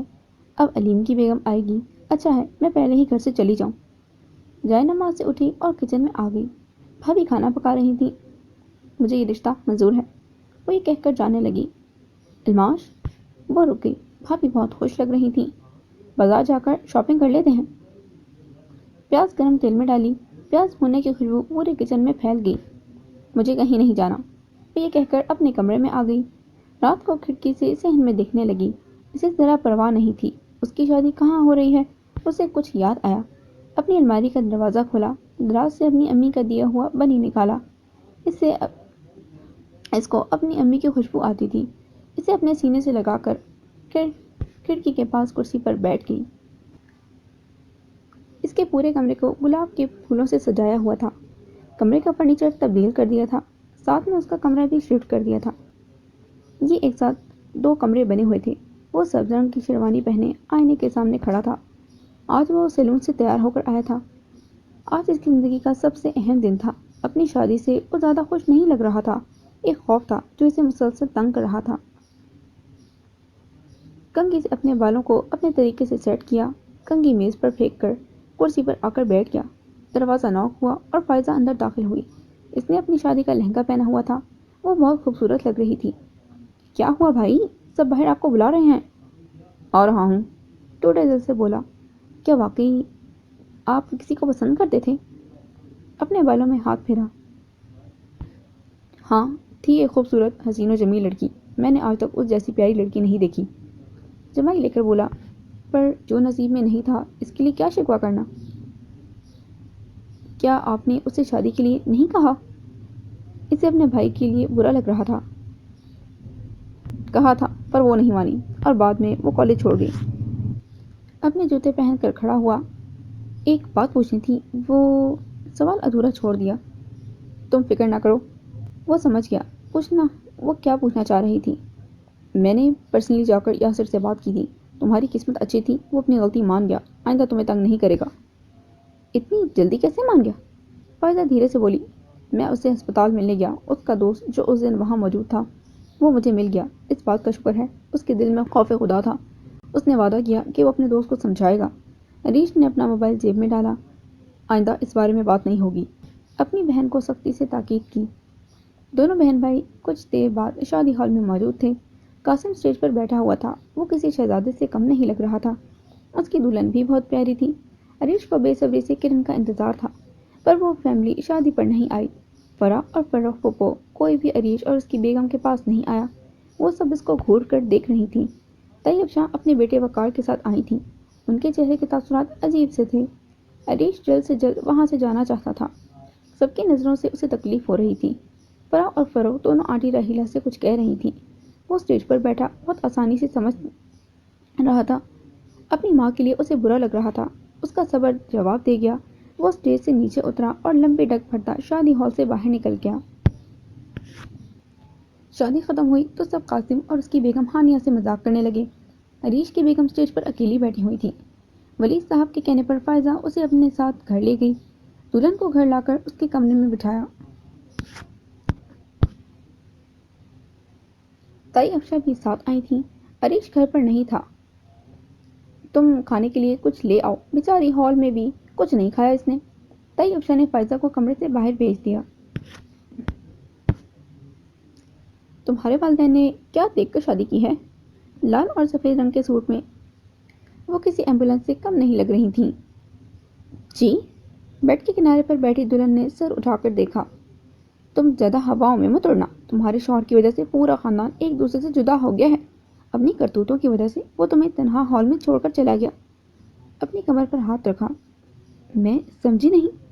تمہارا شوہر اپنی پھوپھو کی 4 سالہ بیٹی کا گناہ گار ہے۔ آج سے کئی سال پہلے رنگے ہاتھوں پکڑا گیا تھا۔ اس نے ایک بچی کے ساتھ زیادتی۔ اس سے پہلے وہ کچھ اور بتاتی۔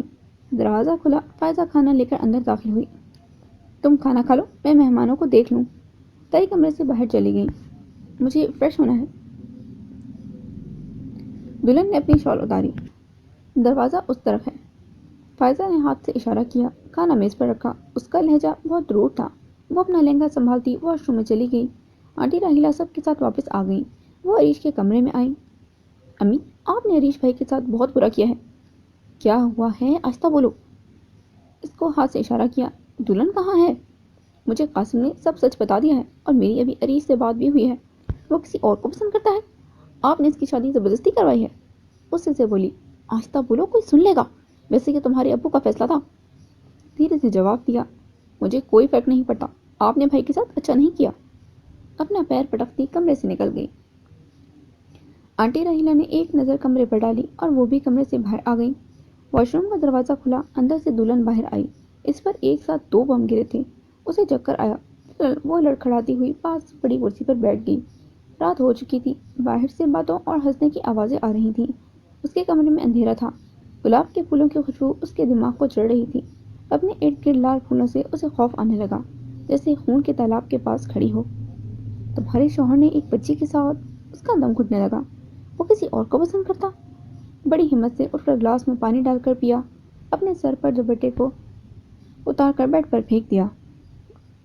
اپنے ہاتھوں کو چوڑیوں سے آزاد کیا۔ اسے لگ رہا تھا کوئی اس کا گلا گھونٹ رہا ہے۔ پانی کا ایک اور گلاس اپنے اندر ڈالا۔ دل تو کر رہا تھا یہاں سے بھاگ جائے۔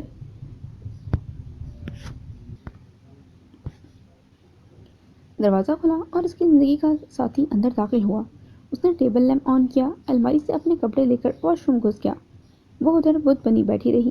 وہ واش روم سے آیا۔ اس نے سادہ سی سفید رنگ کی شلوار قمیض پہنی ہوئی تھی۔ اس کے پاس آ کر کھڑا ہو گیا۔ تم کو پتہ ہے ہم دونوں ایک ہی منزل کے مسافر ہیں۔ ویسے بھی یہ شادی صرف ایک کمٹمنٹ ہے۔ یہ تمہارا بھی گھر ہے، جیسے چاہو رہو، بس مجھے تنگ مت کرنا۔ اپنے سر پر ہاتھ پھیرا، جیسے یاد کیا ہوا سبق بھول گیا ہو۔ وہ مجھے ابھی ایک ضروری کام سے ہسپتال جانا ہے، تم کھانا کھا کر سو جانا۔ وہ یہ کہہ کر بالکنی کے راستے باہر چلا گیا۔ اس نے اسے دیکھا ہی نہیں۔ پنک کلر کے لہنگے میں وہ بہت پیاری لگ رہی تھی۔ اسے تو سانپ سونگھ گیا۔ اپنے دونوں کانٹے اور گلے سے ہار اتارا، سر ٹیبل پر پٹک دیا۔ آنکھوں سے آنسو بہنے لگے۔ اٹھ کر بیگ سے اپنے کپڑے نکال کر واش روم میں گھس گئی۔ نہا کر وضو کر کے باہر آئی۔ پرپل رنگ کے سوٹ میں وہ بہت پیاری لگ رہی تھی، پر اس کا دل ٹوٹ چکا تھا۔ اپنے سوٹ کیس سے جائے نماز نکالا اور نماز ادا کی۔ نماز سے فارغ ہونے کے بعد آج سالوں بعد الماش نے دعا کے لیے ہاتھ اٹھائے۔ یا اللہ، تو بہت غفور الرحیم ہے، مجھے معاف کر دے۔ میں ایسے شخص کے ساتھ کیسے زندگی گزار سکتی ہوں جس نے ایک بچی کے ساتھ؟ آنسو نکل کر اس کے دوپٹے پر گر رہے تھے۔ میں نے اتنے سالوں تک کوئی دعا نہیں مانگی، مجھے معاف کر دے۔ اگر یہ آزمائش ہے تو مجھے ہمت دے، میں اس آزمائش پر پورا اتر سکوں۔ وہ سجدے میں جھک کر دعا مانگتی رہی۔ اس کی آنکھ لگ گئی۔ وہ ادھر ہی جائے نماز پر سو گئی۔ جب اس کی آنکھ کھلی تو رات کافی ہو چکی تھی۔ بالکنی کا دروازہ کھلا ہوا تھا۔ باہر اندھیرا تھا۔ چاند کی روشنی کمرے میں آ رہی تھی۔ الماش اٹھی، جائے نماز طے کی اور کھانا کھانے لگی۔ کھانا ٹھنڈا تھا، اسے تو بس اپنی بھوک مٹانی تھی۔ کھانا کھا کر بیڈ سے چادر لے کر सोफे पर लेट गई। दिमाग सोचों और ख्यालात से भरा हुआ था। दीवार पर नजर पड़ी जहाँ उसकी तस्वीर लटकी हुई थी। उसकी सोच इसे माजी में ले गई जहाँ से इसका आगाज हुआ था। उसने खौफ से अपनी आंखें बंद कर ली। क्या उसकी दुआ कबूल हो गई है? कोयटा। इसकी बेचैनी बढ़ती जा रही थी। खिड़की से बाहर देखा तो ठंडी हवाएं चल रही थीं। अपने बिस्तर पर लेटकर कभी खिड़की की तरफ देखता तो कभी बंद दरवाजे की तरफ। हाथ में मोबाइल था पर कॉल करना नहीं चाहता था। लगातार खुदा से दुआ मांग रहा था। उधर तूफान की शिद्दत में इजाफा हो रहा था। अनीश को घबराहट होने लगी। घड़ी पर नजर डाली तो रात के 7 बज रहे थे। दवा का वक्त हो चुका था। साइड टेबल से दवा लेकर खा ली। दवा का असर था। नींद आई और वह सो गया।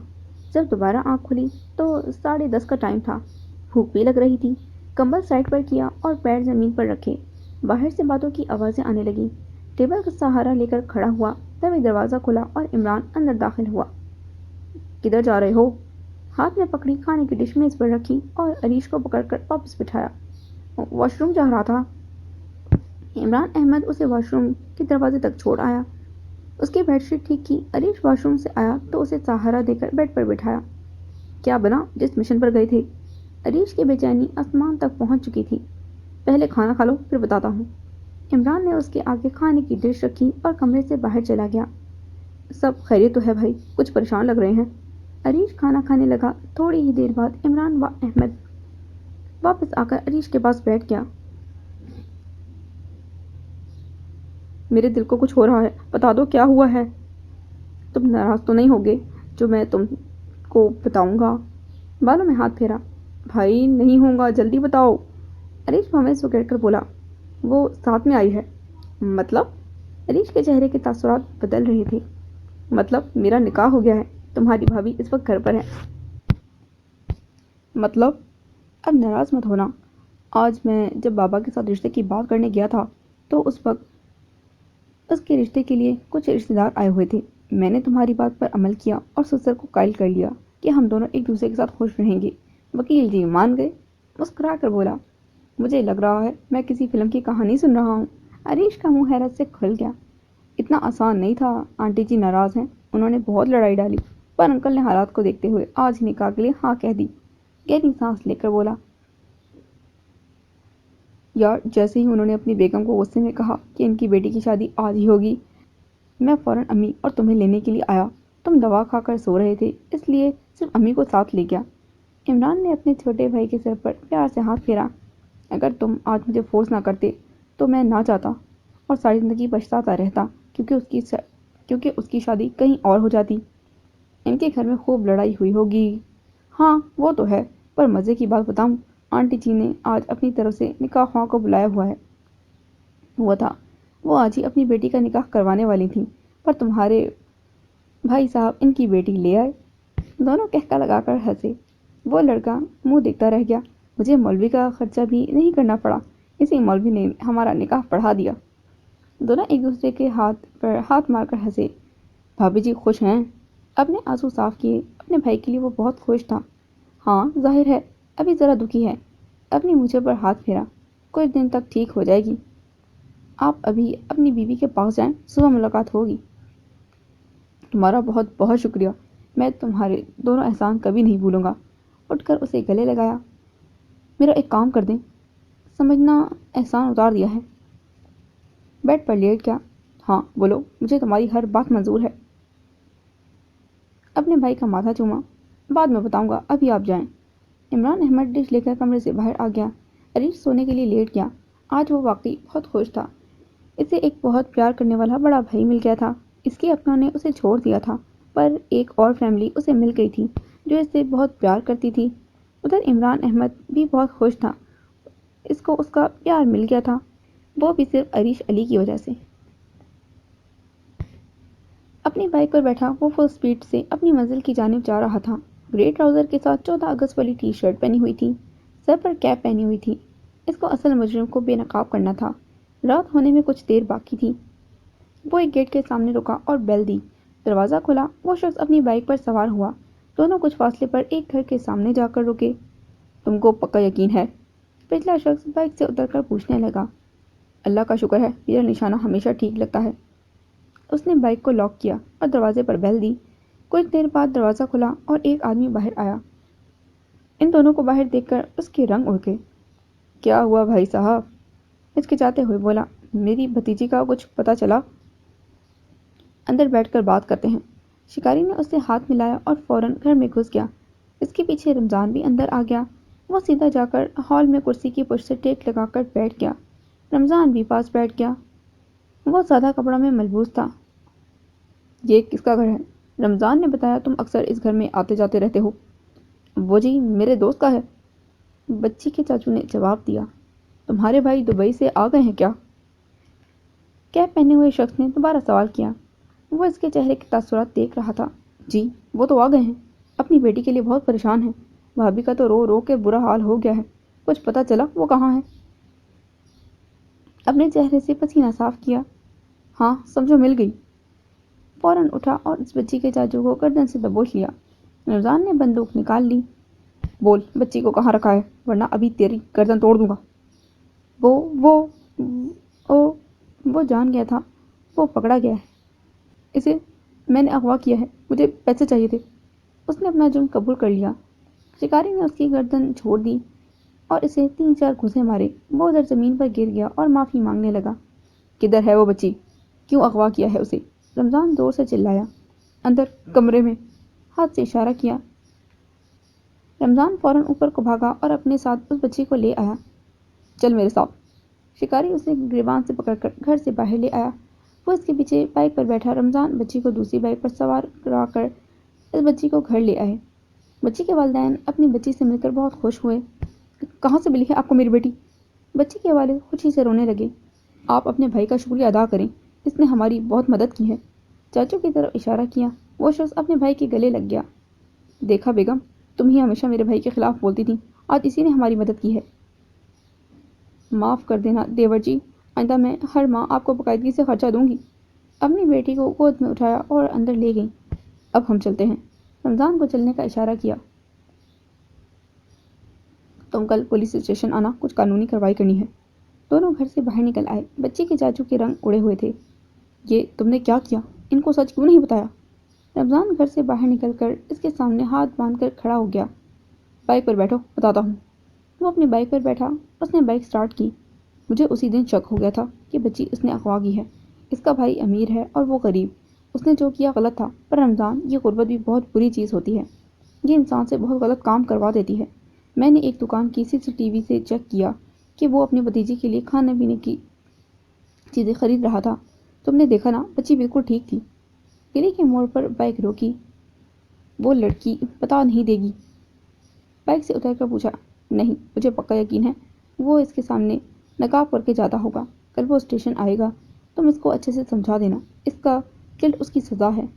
اپنی ٹوپی اتاری۔ اگر آج ہم اسے پکڑ لیتے تو وہ ہمیشہ کے لیے مجرم بن جاتا۔ غلطی اس کی بھابھی کی بھی ہے۔ جب اس کا بھائی اسے پیسے بھیجتا ہے تو وہ اسے کیوں نہیں دیتی؟ بات تمہاری تو ٹھیک ہے، خیر اس عورت نے پیسے دے دیے ہیں، کل تک تمہارے اکاؤنٹ میں بھیج دوں گا۔ رمضان نے اس سے ہاتھ ملایا۔ ٹھیک ہے، اب میں چلتا ہوں۔ شکاری نے اسے اجازت لی، اپنی بائک سٹارٹ کی اور وہاں سے اپنی منزل کی طرف نکل پڑا۔ الماش کی شادی کو ہوئے 6 ماہ گزر چکے تھے۔ اس نے قریبی اسکول میں ٹیچنگ شروع کر لی تھی۔ عریش کو کوئی اعتراض نہیں تھا، ویسے بھی وہ صبح جاب کرتی اور باقی سارا دن اپنے کمرے میں گزارتی۔ جب سے ان کی شادی ہوئی تھی، الماش نے یہ بات نوٹ کی تھی، سب قاسم اور اس کی بیگم ہانیہ کو بہت زیادہ پیار اور اہمیت دیتے ہیں، پر اس کو ان باتوں سے فرق نہیں پڑتا تھا۔ وہ اپنے کمرے میں ہوتی، جب عریش کمرے میں آتا تو وہ کمرے سے باہر آ جاتی، کچن میں کام کرنے لگ جاتی یا اپنی ساس کے پاس بیٹھ جاتی۔ آج الماش نے ہانیہ کے ساتھ بازار جانا تھا۔ الماش نے پنک کلر کا سوٹ پہنا ہوا تھا، سفید کلر کا اسکارف لیا، صرف لپسٹک لگائی ہوئی تھی۔ وہ ہانیہ کے پاس گئی، پھر اپنے کمرے میں واپس آ گئی۔ ہانیہ نے پھر سے بہانہ کر دیا تھا، وہ اس کے ساتھ نہیں جا سکتی، ایسا وہ پہلے بھی کر چکی تھی۔ آئندہ میں اس پر بھروسہ نہیں کروں گی۔ اپنا بیگ بیڈ پر پھینک دیا اور بیڈ پر اپنا بیٹھ گئی، اس بات سے انجان کہ اس کا شوہر کمرے میں موجود ہے۔ وہ اسی ہی کی وجہ سے جانا چاہتی تھی، پر وہ اس کے پاس آ کر بیٹھ گیا۔ کیا ہوا ہے آپ کو، کس بات سے ناراض ہو؟ اس نے جینس کے اوپر کرتا پہنا ہوا تھا۔ کچھ نہیں، میں ذرا بزی ہوں۔ اسکارف اتارا اور کمرے سے جانے لگی۔ آج پیاری لگ رہی ہو، عریش نے پہلی بار اس کی تعریف کی۔ مجھے کام ہے، اس کی بات کو نظر انداز کر دیا۔ میں نے 2 دن بعد ترکی جانا ہے، تم بھی میرے ساتھ چلو۔ مجھے اسکول میں کام ہے، چھٹی نہیں مل سکتی۔ الماری میں اپنا بیگ رکھا۔ میں نے امی اور ابو کو بتا دیا ہے، وہ مان گئے ہیں، تم تیاری کر لو۔ وہ وہاں سے جانے لگا۔ مجھے کسی مجرم کے ساتھ کہیں نہیں جانا، وہ پیچھے ہو کر بولی۔ عریش ادھر ہی رک گیا۔ وہ سمجھ گیا کس بارے میں بات کر رہی ہے۔ 2 دن بعد تیار رہنا، اس نے بنا مڑے کہا اور تیزی سے کمرے سے باہر نکل گیا۔ الماش ادھر کھڑی رہی۔ اسے وہ سب نہیں کہنا چاہیے تھا۔ جب سے دونوں کی شادی ہوئی تھی، دونوں علیحدہ علیحدہ کمروں میں رہ رہے تھے۔ عریش کی شادی کے وقت اس کا کمرہ شفٹ کر دیا گیا تھا۔ یہ ایک ساتھ 2 بیڈ روم بنے ہوئے تھے۔ شام کو طائی افشاں آ گئی اپنے بیٹے وقار کے ساتھ۔ عریش گھر سے باہر چلا گیا۔ الماش نے نہ چاہتے ہوئے اپنا سامان پیک کیا۔ رات کو وہ اپنے کمرے میں اکیلی بیٹھی تھی۔ اسے بھوک لگی تو وہ نیچے کھانا کھانے آئی۔ وہ کچن میں بیٹھ کر کھانا کھا رہی تھی۔ طائی افشاں بھی اس کے پاس آ کر بیٹھ گئی۔ وہ پھر سے ماضی کی باتیں کرنے لگی کہ کس طرح اس کے شوہر کی وجہ سے پورا خاندان اسے نفرت کرتا ہے۔ الماش چپ چاپ کھانا کھاتی رہی۔ کھانا کھا کر وہ اپنے کمرے میں آ گئی۔ بالکنی سے آسمان کو دیکھنے لگی۔ کیا واقعی میرے گھر والے مجھ سے اتنی نفرت کرتے ہیں کہ انہوں نے میری شادی ایک ایسے شخص سے کروا دی جو ایک بچی کا مجرم ہے؟ انہوں نے پتہ بھی نہیں کیا، بس رشتہ آیا اور فوراً ہاں کر دی۔ طائی کنسا، اللہ آپ کو پوچھے گا۔ جب سے اس کی شادی ہوئی تھی، وہ ایک بار بھی اپنے میکے واپس نہیں گئی تھی، نہ ہی وہاں سے کوئی اسے ملنے آیا تھا۔ رات ہو چکی تھی۔ اپنے کمرے میں آ کر وہ اسکول کا کام کرنے لگی۔ چائے کی طلب ہوئی تو نیچے کچن میں آئی۔ اس کے ہاتھ میں صرف اس کا موبائل تھا جو اسے عریش نے لا کر دیا تھا۔ جیسے وہ کچن کے دروازے تک پہنچی، اس کے قدم ادھر ہی رک گئے۔ آواز جانی پہچانی تھی۔ الماش نے عقلمندی سے کام لیا، اپنے موبائل سے ان کی ویڈیو ریکارڈنگ کی اور بنا آواز کے اوپر آ گئی۔ اپنے کمرے میں آ کر عریش کے لیپ ٹاپ کے سامنے بیٹھ گئی۔ اپنے موبائل کو لیپ ٹاپ سے اور اس ویڈیو کو لیپ ٹاپ میں سینڈ کیا۔ اس ویڈیو کو 5-6 بار اچھے سے دیکھا۔ اس ویڈیو کو دیکھ کر ویسے تو اسے غصہ آ رہا تھا، پر وہ خوش بھی تھی۔ شاید سالوں بعد وہ مسکرائی تھی۔ اسے بس اپنے شوہر کا انتظار تھا۔ اس کا کافی دیر انتظار کرنے کے بعد سو گئی تھی۔ جب صبح آنکھ کھلی تو عریش گھر پر نہیں تھا۔ وہ اس کے اٹھنے سے پہلے ہی چلا گیا تھا۔ اسے دکھ تو ہوا، پر وہ اپنے کاموں میں مصروف ہو گئی۔ اس کا سارا دن بے چینی سے گزرا۔ رات کو جب عریش گھر لوٹا تو اس کے سر میں شدید درد تھا۔ وہ بیڈ پر لیٹ گیا۔ الماش اس کے لیے کھانا لائی، کرسی پر بیٹھ گئی۔ مجھے بھوک نہیں ہے، تم کھانا کھا لو۔ اس نے اپنی آنکھوں پر اپنا بازو رکھا ہوا تھا۔ مجھے آپ کو ایک بہت ضروری بات بتانی ہے، وہ فخریہ مسکرا کر بولی۔ تمہاری شادی آفتاب سے کیوں ہوئی؟ بنا اسے دیکھے سوال کیا۔ الماش پر تو بجلی گر گئی۔ ہاتھ میں پکڑی ٹرے نیچے گرتے ہوئے بجی۔ وہ بیڈ پر لیٹے ہوئے شخص کو دیکھنے لگی جو اپنی آنکھوں پر ہاتھ رکھے لیٹا ہوا تھا۔ اس نے کھانا ادھر چھوڑ دیا اور اپنے کمرے میں آ گئی۔ دروازہ بند کر کے لاک لگایا۔ اپنے بیڈ پر آ کر پیٹ کے بل لیٹ کر رونے لگی۔ اس کا ماضی پھر اس کے سامنے کھڑا اس پر طنزیہ ہنس رہا تھا۔ اس رات وہ جی بھر کے روئی۔ آج تو وہ عریش کے لیے تیار بھی ہوئی تھی، پر اس نے دیکھا ہی نہیں۔ روتے ہوئے کب اس کی آنکھ لگی اسے پتہ ہی نہیں چلا۔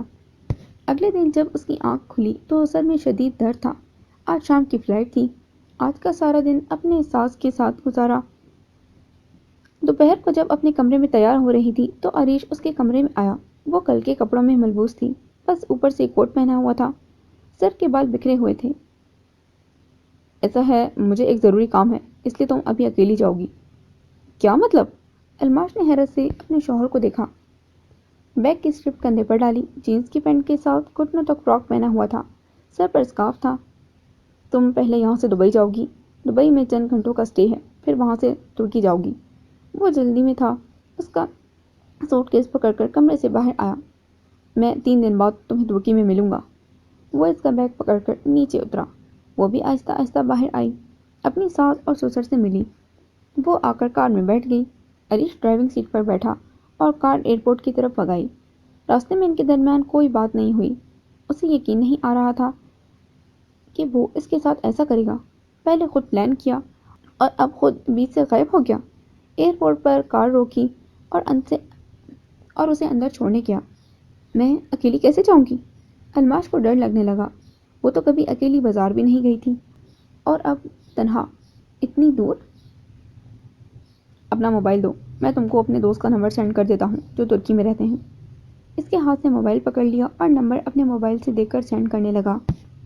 تم نے بتایا نہیں آفتاب سے تمہاری شادی کیسے ہوئی؟ وہ کافی پرسکون تھا، نظریں موبائل پر تھیں۔ الماش نے کوئی جواب نہیں دیا، وہ خاموش ہو گئی۔ عریش اس کی شکل دیکھ کر مسکرایا۔ میں تو ویسے ہی پوچھ رہا تھا، خیر یہ بتاؤ مجھے کیا بتانا تھا؟ اپنے لیپ ٹاپ میں دیکھ لینا، جلد کر جواب دیا۔ کیوں، کیا کسی لڑکی کی تصویر دیکھ لی ہے؟ اس سے پہلے وہ کچھ بولتی اناؤنسمنٹ ہو گئی، اس سے سوٹ کیس لے کر اندر چلی گئی۔ وہ پیچھے سے کچھ بولا پر اس نے نہیں سنا۔ الماش نے جاتے وقت مڑ کر دیکھا، اس کی بڑی بڑی آنکھوں میں کچھ تو تھا جسے وہ سمجھ تو نہیں پایا، پر اسے اندر سے جھنجھوڑ کر رکھ دیا۔ وہ پلٹی اور اندر چلی گئی۔ عریش نے موبائل اپنی جیب میں ڈالا، کچھ دیر وہاں رکا، پھر اداس دل سے واپس اپنی کار تک آ گیا۔ رات ہونے میں ابھی کافی ٹائم تھا۔ سارا راستہ اپنی بیگم کے بارے میں سوچتا رہا۔ گھر آیا، کوٹ اتارا اور بیڈ پر لیٹ گیا۔ رات کو عریش اپنے سسرال میں تھا۔ وہ ٹانگ پر ٹانگ رکھ کر کرسی پر بیٹھا ہوا تھا، فوجی ٹراؤزر اور کالی شرٹ پہنی ہوئی تھی۔ اس کے سسر دونوں سالے اور ان کی بیگمات ہال میں موجود تھے۔ آج وہاں انم کی ماں نوشین اور ان کے شوہر شاہد بھی وہاں بیٹھے ہوئے تھے۔ فرق صرف اتنا تھا کہ آنٹی نوشین رو رہی تھی۔ آج ان میں غرور نہیں تھا اور انم پاس کھڑی تھی۔ دراصل انکل فرقان نے سب کو بتایا ہوا تھا۔ ولید صاحب اور ان کے بیٹے کی ایک مشہور سیاستدان سے بہت دوستی تھی۔ انم کے بھائی کو پولیس نے پکڑ لیا ہے، اسی وجہ سے سب ان کے گھر میں موجود تھے۔ عریش نے اپنی ٹانگ پر زور سے ہاتھ مارا۔ انکل فرقان، نعمان کو میں جیل سے بعد میں لاؤں گا، پہلے ماضی کی طرف چلتے ہیں۔ کیوں انم، شروع کریں؟ مسکرا کر انم سے پوچھا۔ سب نے حیرت سے پہلے اپنے داماد کو دیکھا۔ انم نے انہیں آنکھیں سکیڑ کر دیکھا، اپنے اشانے اچکائے۔ جینس کی پینٹ کے اوپر ٹاپ پہنا ہوا تھا، بال کھلے چھوڑے تھے۔ میک اپ نہ کرنا اس کی شان کے خلاف تھا۔ کیا ہوا؟ علیم نے سوال کیا۔ دادی بھی پاس آ کر بیٹھ گئی۔ کیوں انم جی، کچھ یاد آیا؟ وہ خطوط اکیڈمی والے؟ سب حیرت سے ایک دوسرے کو دیکھنے لگے۔ انم کے چہرے کے رنگ اڑ گئے، ہال میں سناٹا چھا گیا۔ وہی خط جو تم نے سر کو لکھے تھے الماش کے نام سے، کچھ یاد آیا؟ اپنی جیب سے خط اور کارڈ نکال کر سامنے میز پر رکھ دیے۔ انم پر اب بجلی گری تھی۔ یہ جھوٹ ہے، یہ بکواس ہے، وہ چیخی۔ ایک منٹ، ابھی بتاتا ہوں۔ انکل فرقان، آپ کو پتا ہونا چاہیے کہ الماش شروع سے اردو سبجیکٹ میں کمزور رہی ہے۔ وہ سیدھا ہو کر بیٹھ گیا۔ پہلی بات، الماش اردو کی ہی ٹیوشن پڑھ رہی تھی۔ دوسری بات، یہ سب خط اردو میں ہیں اور ان میں کوئی غلطی نہیں، تو آپ کی بیٹی یہ کیسے لکھ سکتی ہے؟ تیسری بات، سب سے اہم بات، یہ سب خط جس سر کو لکھے گئے تھے وہ انگریزی پڑھاتے تھے۔ الماش انگلش میں ٹاپ کرتی تھی، تو اس کا ان سر سے کیا واسطہ؟ ایک خط انکل فرقان کو دیا اور ایک خط انکل شاہد کو تھما دیا۔ ہاں مجھے یاد ہے، الماش اردو میں بہت ویک تھی اور سر تو انگلش پڑھاتے تھے۔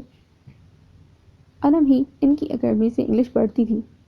عظیم بھائی کو جیسے یاد آیا، بڑی جلدی یاد آیا۔ عریش طنزیہ بولا۔ یہ سب کیا ہے انم؟ علیم چلایا۔ یہ تمہاری لکھائی ہے، میں اچھے سے پہچانتا ہوں۔ تم نے میری بہن کے خلاف؟ ٹیپے کرے مڑ اسے دے مارا۔ تائی کنزا بھی وہاں آ گئی۔ ابھی اور سنیں، اس سے پوچھیں کون رات کو الماش کا نام لے کر فون کرتا تھا؟ عریش نے ایک اور توپ چلائی۔ انکل شاہد غصے سے نوشین کو دیکھنے لگے۔ وہ سر جھکا کر بیٹھ گئی۔ کیا یہ سچ کہہ رہا ہے؟ اب کی بار علیم نے اپنی بیگم کو ایک تھپڑ رسید کر دیا۔ وہ زمین پر گر گئی۔ میں صرف پرینک کر رہی تھی، وہ روتے ہوئے بولی۔ یہ بتاؤ، عظیم بھائی کے بارات والے دن الماش کے روم میں وہ گفٹ، موبائل پر میسج، پھول اور وہ کارڈز کس نے رکھا تھا؟ عریش پرسکون بیٹھا ہوا تھا۔ وہ بھی میں نے رکھا تھا۔ آخر کار اس نے اپنا جرم قبول کر لیا۔ اب سب پر بجلی گری تھی۔ دادی تو اسے بددعائیں دینے لگ گئی۔ انکل شاہد نے اپنی بیٹی کو 3-4 تھپڑ مارے۔ تمہاری وجہ سے ہماری بہن کی زندگی تباہ ہو گئی اور کہتی ہو میں نے مذاق کیا تھا؟ علیم کا پارا چڑھ گیا۔ دفع ہو جاؤ اس گھر سے۔ اسے ہاتھ سے پکڑ کر زور سے باہر کو دھکا دیا۔ انکل شاہد، اپنی بیگم کے کرتوت بھی سن لیں۔ انہوں نے الماش کے سابقہ شوہر کو فون کر کے کہا تھا کہ الماش بدچلن لڑکی ہے۔ وہ کھڑا ہوا۔ جانتے ہیں اس کا نتیجہ یہ ہوا، انہوں نے الماش کا زبردستی ابورشن کروا دیا اور وہ رک کر بولا، وہ اب کبھی ماں نہیں بن سکتی۔ آخری الفاظ وہ اداسی اور تکلیف سے بولا۔ آج تو انکل فرقان کے گھر پر بم بلاسٹ ہوا تھا۔ آنٹی نوشین معافی مانگنے لگی۔ انکل شاہد اسے گالیاں دیتے ہوئے چلے گئے۔ وہ ان کے پیچھے بھاگی۔ علیم نے انم کو گھر سے نکال دیا۔ آنٹی کنزا بھی واپس چلی گئی، آخر تھی تو ان کی بہن۔ میں اب چلتا ہوں، بھابھی اپنا دھیان رکھنا، اور شکریہ مجھے یہ سچ بتانے کے لیے۔ اس بیچاری نے بہت سزا کاٹی ہے، ایسے جرم کی جو اس نے کیا ہی نہیں۔ وہ اللہ حافظ کہتا وہاں سے نکل پڑا۔ اس کی آنکھیں نم ہو گئی۔ پریشان مت ہو الماش، میں تم کو ساری خوشیاں دوں گا، تم کو تمہاری سوچ سے بھی زیادہ پیار دوں گا۔ اپنی بائک سٹارٹ کی اور وہاں سے نکل پڑا۔ گھر پر سب کی عجیب حالت تھی سوائے بھابھی کے۔ وہ بہت خوش تھیں، انہوں نے ہی وہ خود عریش کو دیے تھے۔ انکل فرقان رو پڑے، ان کی طبیعت خراب ہو گئی تو انہیں دوا دے کر سلا دیا۔ دادی اسے بددعائیں دینے لگی۔ ان سب کی وجہ سے ان کی بیٹی کو کیا کچھ برداشت کرنا پڑا تھا۔ علیم اپنے کمرے میں بند ہو گیا۔ گھر آ کر عریش بہت خوش تھا، اپنے کمرے میں داخل ہوا اور کرسی بالکونی میں رکھ کر بیٹھ گیا۔ اس کی دونوں ٹانگیں ریلنگ پر تھیں، دونوں ہاتھ سر کے پیچھے تھے، ہلکی ہلکی ہوا چل رہی تھی۔ آج وہ کافی پرسکون تھا، اسے الماش کی کمی محسوس ہو رہی تھی۔ کاش وہ بھی یہاں پر ہوتی، اسے تو پتہ ہی نہیں کہ اتنے سالوں سے کون اس کے خلاف سازش کر رہا تھا۔ میری بیوی سچ میں ایک بنی ہے، میں اب جلدی سے یونیورسٹی کا کام ختم کر کے تمہارے پاس پہنچتا ہوں۔ جب سے ان کی شادی ہوئی تھی وہ دونوں علیحدہ رہ رہے تھے۔ وہ جب بھی الماش کے پاس جانے کی کوشش کرتا وہ اسے نظر انداز کر دیتی۔ یہ بات کافی بار عریش نے نوٹ کی، پر وہ بھی اس چیز کو نظر انداز کر جاتا۔ وہ ہمیشہ خوفزدہ اور سہمی ہوئی رہتی۔ جب سے عریش کی جاب شروع ہوئی تھی اس کا سارا دن یونیورسٹی میں بزی رہتا۔ اسے کبھی موقع ہی نہیں ملا الماش کو جاننے کا۔ اپنی گھڑی پر ٹائم دیکھا، ابھی وہ جہاز میں ہوگی، صبح اس کی فلائٹ ترکی روانہ ہوگی۔ وہ بالکنی سے اپنے کمرے میں آ گیا۔ وہ الماش کے کمرے میں گیا، لائٹ آن کی۔ کمرہ بالکل صاف ستھرا تھا۔ وہ اس کے بیڈ پر لیٹ گیا، اسے پتہ ہی نہیں چلا کہ کب آنکھ لگ گئی اور وہ ادھر ہی سو گیا۔ وہ ایک باغ میں تھا، اس نے کالے رنگ کی شلوار قمیض پہنی ہوئی تھی۔ اس کے سامنے ایک دریا تھا جس میں ایک کشتی تھی، اس میں ایک لڑکی بیٹھی ہوئی تھی، اس کی پشت اس کی طرف تھی، اس کے لمبے کالے بال اس کی کمر پر بکھرے ہوئے تھے۔ وہ اس کی طرف بڑھا، اس لڑکی نے پیچھے مڑ کر دیکھا، وہی بڑی بڑی آنکھیں جن میں آنسو تھے۔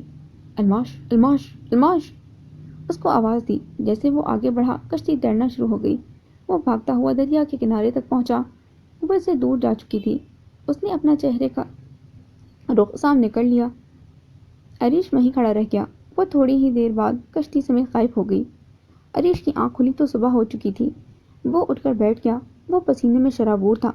گھڑی پر ٹائم دیکھا، آنٹی رحیلہ کی آواز سنائی دی۔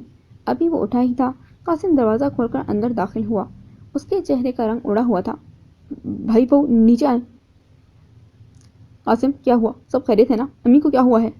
وہ دونوں کمرے سے باہر آئے اور نیچے آئے۔ ابھی عریش جی نے اتر کر نیچے آ رہا تھا۔ اس کی ٹی وی اسکرین پر نظر پڑی، ٹی وی پر نیوز چل رہی تھی، جہاز کریش ہو گیا ہے، کوئی بھی مسافر نہیں بچ سکا۔ ہر طرف نیوز چینل پر یہی خبر چل رہی تھی۔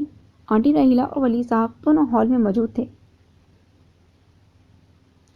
عریش نے ریلنگ کو پکڑ لیا، اس کے پیروں تلے سے زمین نکل گئی۔ اس ہی فلائٹ میں الماش سفر کر رہی تھی۔ وہ آہستہ آہستہ نیچے اتر کر ٹی وی کے سامنے کھڑا ہو گیا۔ اس کے جسم میں جیسے جان ہی نہیں رہی۔ انکل فرقان اپنے دونوں بیٹوں کے ساتھ ان کے گھر آ گئے۔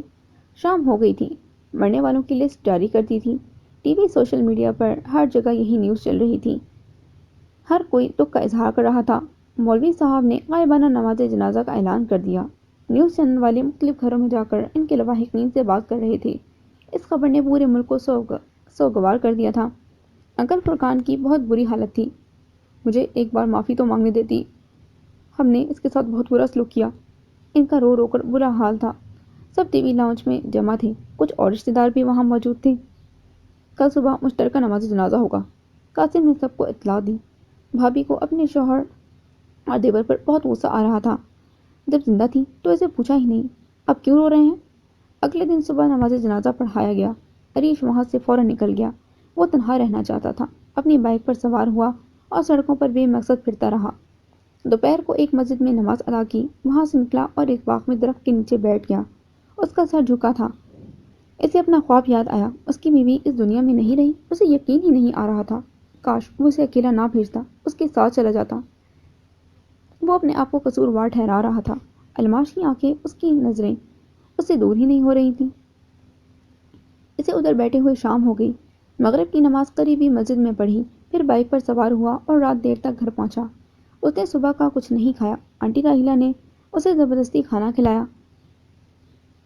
کافی کا کپ لے کر اپنے کمرے میں آ گیا۔ موبائل پر رنگ ہوئی، چونک کر کمرے میں دیکھا، اسے خیال ہی نہیں رہا موبائل اس کی کوٹ کی جیب میں تھا۔ جب کوٹ کی جیب سے موبائل نکالا، اسے ایک اور شوق لگا، الماش کا موبائل بھی اس کے پاس رہ گیا تھا۔ اب تو اس کے آنسو بہنے لگے۔ اس کا موبائل لے کر بیڈ پر بیٹھ گیا، اسے کھول کر چیک کیا، اس میں صرف اس کا نمبر سیو تھا۔ جب وہ گیلری میں گیا تو اسے حیرت ہوئی، ساری تصویریں اس کی تھیں جو وہ چھپ چھپ کر لیتی رہتی تھی۔ عریش اپنی بیوی کو سمجھ ہی نہیں پایا، وہ تو اس سے دور رہتی، پر یہ سب کیا تھا؟ اسے احساس ہوا کہ اس نے کیا کھو دیا ہے، پر اب اس کی صرف یادیں ہی اس کے پاس تھیں۔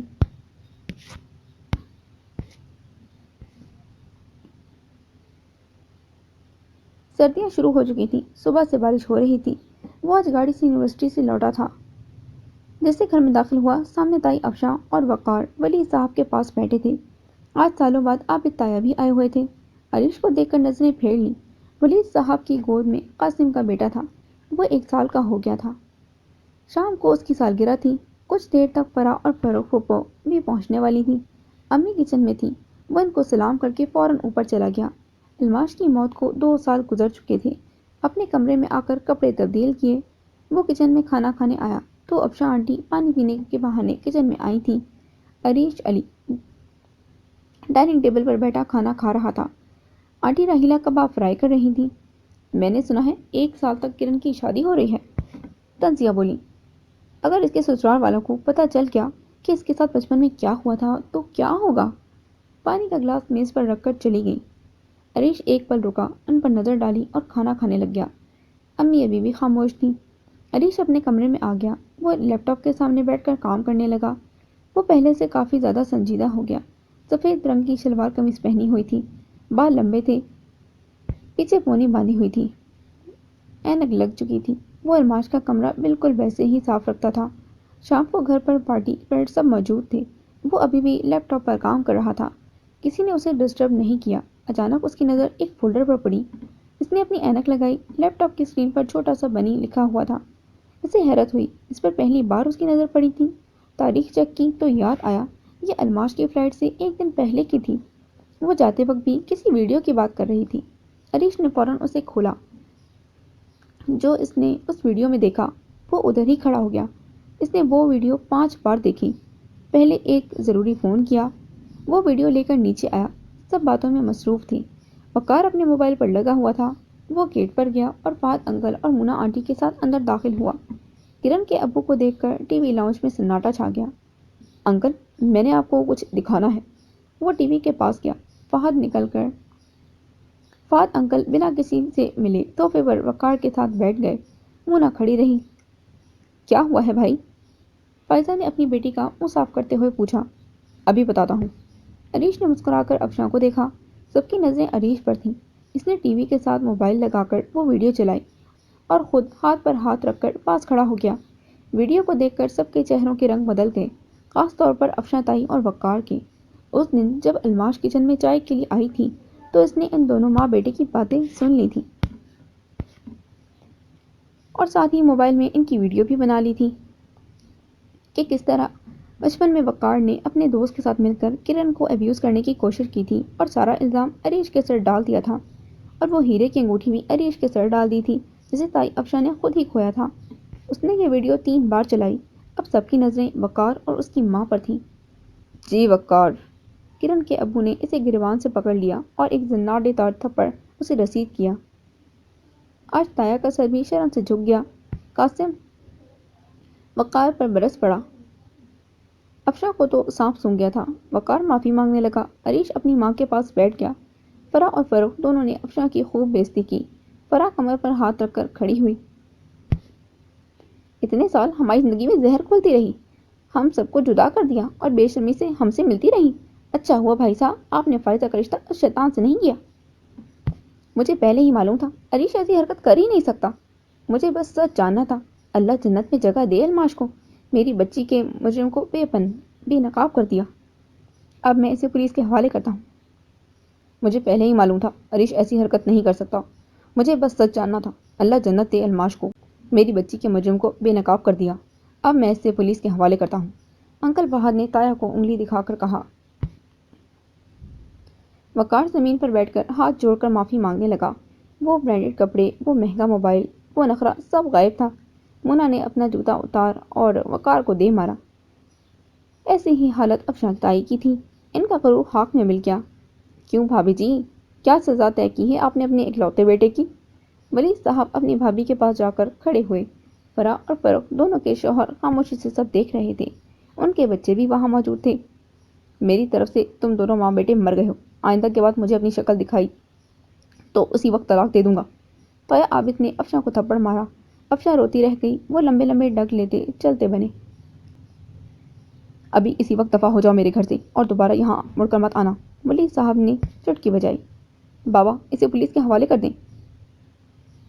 فائزہ کہاں پیچھے رہنے والی تھی۔ وہ دونوں ماں بیٹے گھر سے چلے گئے۔ فائزہ، تایا نے انہیں گھر سے نکال دیا ہے۔ ان ماں بیٹی کا اصلی امتحان تو اب شروع ہوا ہے۔ جن کو عیش کی عادت پڑ گئی ہو، دیکھو اب محل میں رہنے والے کیسے زندگی گزارتے ہیں۔ قاسم فٹ بولا۔ فرح اور فروخت نے آنٹی راحیلہ سے معافی مانگی۔ قاسم اب بھی بہت غصے میں تھا۔ مونا نے عریش سے معافی مانگی۔ آپی، میں اس ہی دن سمجھ گیا تھا کہ عریش بے قصور ہے۔ میں بہت جلد کرن کو بھی لاؤں گا۔ مجھے بہت خوشی ہوئی کہ آپ نے اپنے بیٹے کی اچھی تربیت کی ہے۔ انکل فہد نے پانی کا گلاس میز پر رکھا۔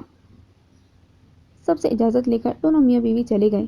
دونوں پھپھو بھی اپنی فیملیز کے ساتھ چلی گئیں۔ گھر پر سب بہت خوش تھے۔ آنٹی راحیلہ نے شکرانے کا نفل ادا کیا۔ آج سالوں بعد ان کے سر سے بوجھ اتر گیا۔ عریش ان کے پاس زمین پر بیٹھ گیا۔ آج آپ کو راز کی بات بتاتا ہوں۔ آپ کے شوہر ہر 3 ماہ بعد مجھ سے ملنے کوئٹہ آتے تھے۔ آنٹی راحیلہ کا منہ حیرت سے کھل گیا۔ وہ شروع دن سے جانتے تھے میں بے قصور ہوں۔ اس خاندان کی وجہ سے خاموش ہو گئے تھے۔ وہ مجھ سے بھی اتنا ہی پیار کرتے ہیں جتنا وہ قاسم اور فائزہ سے کرتے ہیں۔ دروازہ کھلا، ولی صاحب اندر داخل ہوئے۔ وہ بہت خوش تھے۔ آخر بتا دیا ہمارا راز، وہ کہکا لگا کر ہنسے۔ چل جا اپنے کمرے میں، مجھے اپنی بیوی کے ساتھ مووی دیکھنی ہے۔ اس سے پہلے بیگم کچھ کھانے کے لیے لے آؤ، مجھے بہت بھوک لگ رہی ہے۔ جی ابھی کباب لاتی ہوں۔ وہ فوراً کمرے سے نکل گئی۔ بابا مجھے بات پوچھنی ہے۔ آپ انکل فرقان کو کب سے جانتے ہیں؟ وہ ہاتھ باندھ کر کھڑا ہو گیا۔ بیٹا بچپن سے جانتا ہوں۔ ہمارے والدین ایک دوسرے کو جانتے تھے، یاد ہے ایک بار ہم ٹرین میں بھی ملتے تھے، تب الماش بھی تھی بیچاری، مجھے بہت یاد آتی ہے اس کی۔ ٹی وی پر مووی لگانے لگے۔ عریش کو جیسے کچھ یاد آیا ہو، فوراً اپنے کمرے میں بھاگا۔ اس نے الماری سے اپنا پرانا بیگ نکالا، اس میں سے ایک گھڑی نکالی۔ وہ اس گھڑی کو لے کر بیڈ پر لیٹ گیا۔ وہ گھڑی الماش کی تھی۔ وہ کتنی دیر اس کو دیکھتا رہا۔ اسے وہ وقت یاد آیا جب ان دونوں نے ایک ساتھ سفر کیا تھا۔ کاش تم اس وقت میرے پاس ہوتی، میں تم کو بتاتا کہ میں تم سے کتنا پیار کرتا ہوں۔ تم کو نہیں معلوم تم نے مجھے کتنی بڑی خوشی دی ہے۔ میری ماں کا کھویا ہوا مقام ان کو واپس مل گیا ہے۔ ہم سب کو دوبارہ ایک کر دیا۔ اس گھڑی کو چوما اور اپنے پاس جیب میں رکھ لیا۔ ایک خیال اس کے ذہن میں آیا۔ یونیورسٹی سے چھٹیاں شروع ہو چکی تھیں۔ اس نے ترکی جانے کا پروگرام بنایا۔ ایک بار اس جگہ پر جانا چاہتا تھا جہاں اس نے الماش کے ساتھ جانا تھا۔ وہ روز اس کی تصویر کو دیکھ کر سوتا تھا۔ رات سے بارش ہو رہی تھی، جس کی وجہ سے ٹھنڈ میں مزید اضافہ ہو گیا تھا۔ اپنے کمرے میں بیٹھا وہ کافی پی رہا تھا۔ بلیک ٹراؤزر کے اوپر ہائی نیک پہنی ہوئی تھی، ہوڈی جیکٹ پہنی ہوئی تھی۔ اس کی ٹوپی اس کے سر پر تھی۔ کرسی کے اوپر سے ٹیک لگائے وہ کھڑکی سے باہر بارش کو دیکھ رہا تھا۔ کافی سے بھاپ اڑ کر اس کے چہرے پر پڑ رہی تھی۔ کیا سوچ رہے ہو؟ کمرے میں داخل ہونے والا اس کے پاس صوفے پر بیٹھ گیا۔ کچھ نہیں، بس یہ ماضی جان نہیں چھوڑتا۔ وہ اب بھی کھڑکی سے باہر دیکھ رہا تھا۔ یار سب ٹھیک ہو جائے گا۔ یہ بتا تیری فلائٹ کب کی ہے؟ آج شام کی۔ اس سے پہلے یہ گھر خالی کر دوں گا۔ کافی کا سپ لیا۔ اچھا ٹھیک ہے دیور جی، ہم لاہور میں آئے ہیں آپ سے ملنے، اور آپ جا رہے ہیں؟ بھابھی کمرے میں اپنے بیٹے کے ساتھ آئیں اور بیڈ پر بیٹھ گئیں۔ بچہ اپنے باپ کی گود میں بیٹھ گیا۔ نہیں بھابھی، مجھے یونیورسٹی سے چھٹیاں ہیں، اس لیے ترکی جانا چاہتا ہوں۔ فوراً صفائی دی۔ اور یہ گھر خالی کرنے کی کیا بات کر رہے تھے؟ دیور جی یہ گھر آپ کا بھی ہے، اتنے سالوں سے اتنے اچھے طریقے سے سنبھالا ہوا تھا، بس بیسمنٹ سے خوف آتا ہے جہاں تم دونوں بھائیوں نے عجیب چیزیں رکھی ہوئی تھیں۔ اپنے شوہر کو گھور کر بولی، ویسے دیور جی آج جانے سے پہلے اپنا اصلی نام بتا دیں، اتنے سالوں سے میں آپ کو دیور جی یا شکاری کے نام سے جانتی ہوں۔ فلک نے کافی کا کپ اپنے شوہر کو دیا۔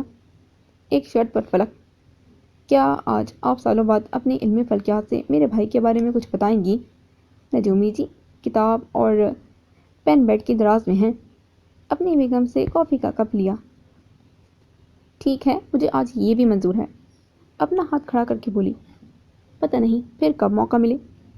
ویسے میں بہت ناراض ہوں، ایک بار اپنی بیگم سے ملاقات کروا دیتے۔ ویسے اس کا نام کیا تھا؟ ایک اور بات، تمہارے سر کون ہیں؟ کس نے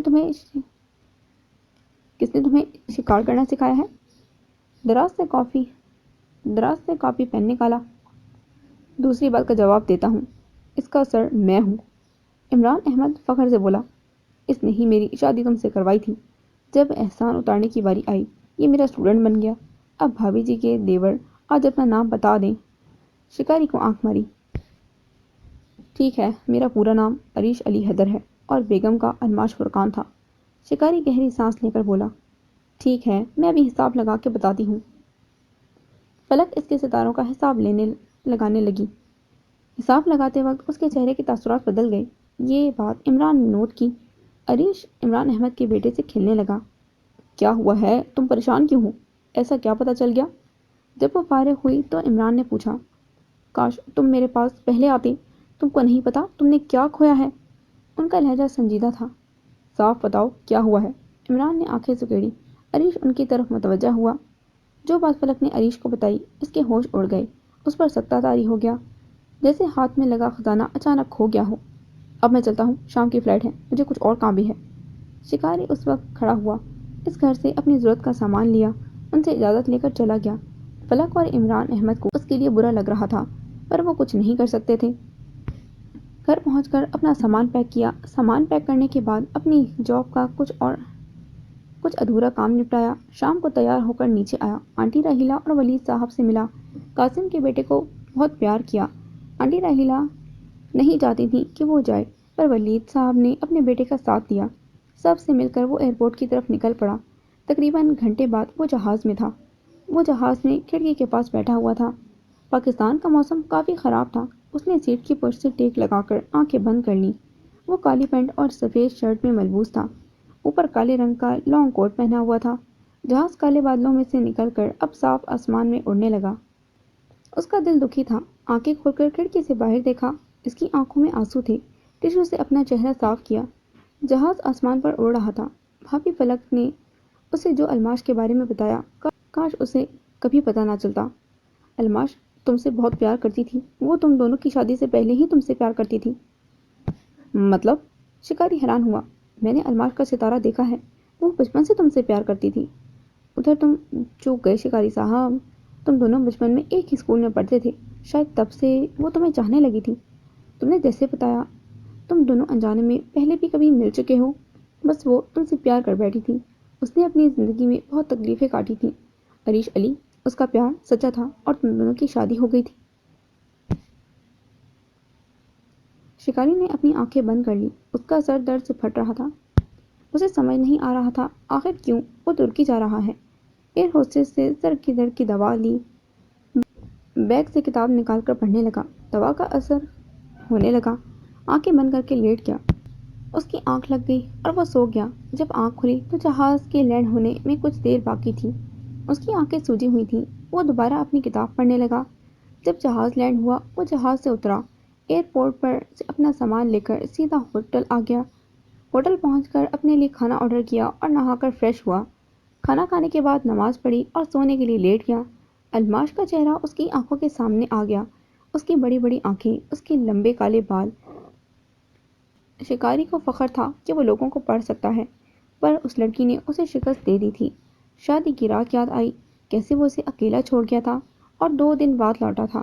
وہ تب سے ہی علیحدہ رہنے لگے تھے اور وہ اس سے ہمیشہ سختی سے بات کرتا، شاید اسی وجہ سے وہ اس سے دور رہنے لگی تھی۔ شوہر ہونے کے ناطے اس نے ایک بار بھی الماش کو اپنے پاس نہیں بلایا تھا۔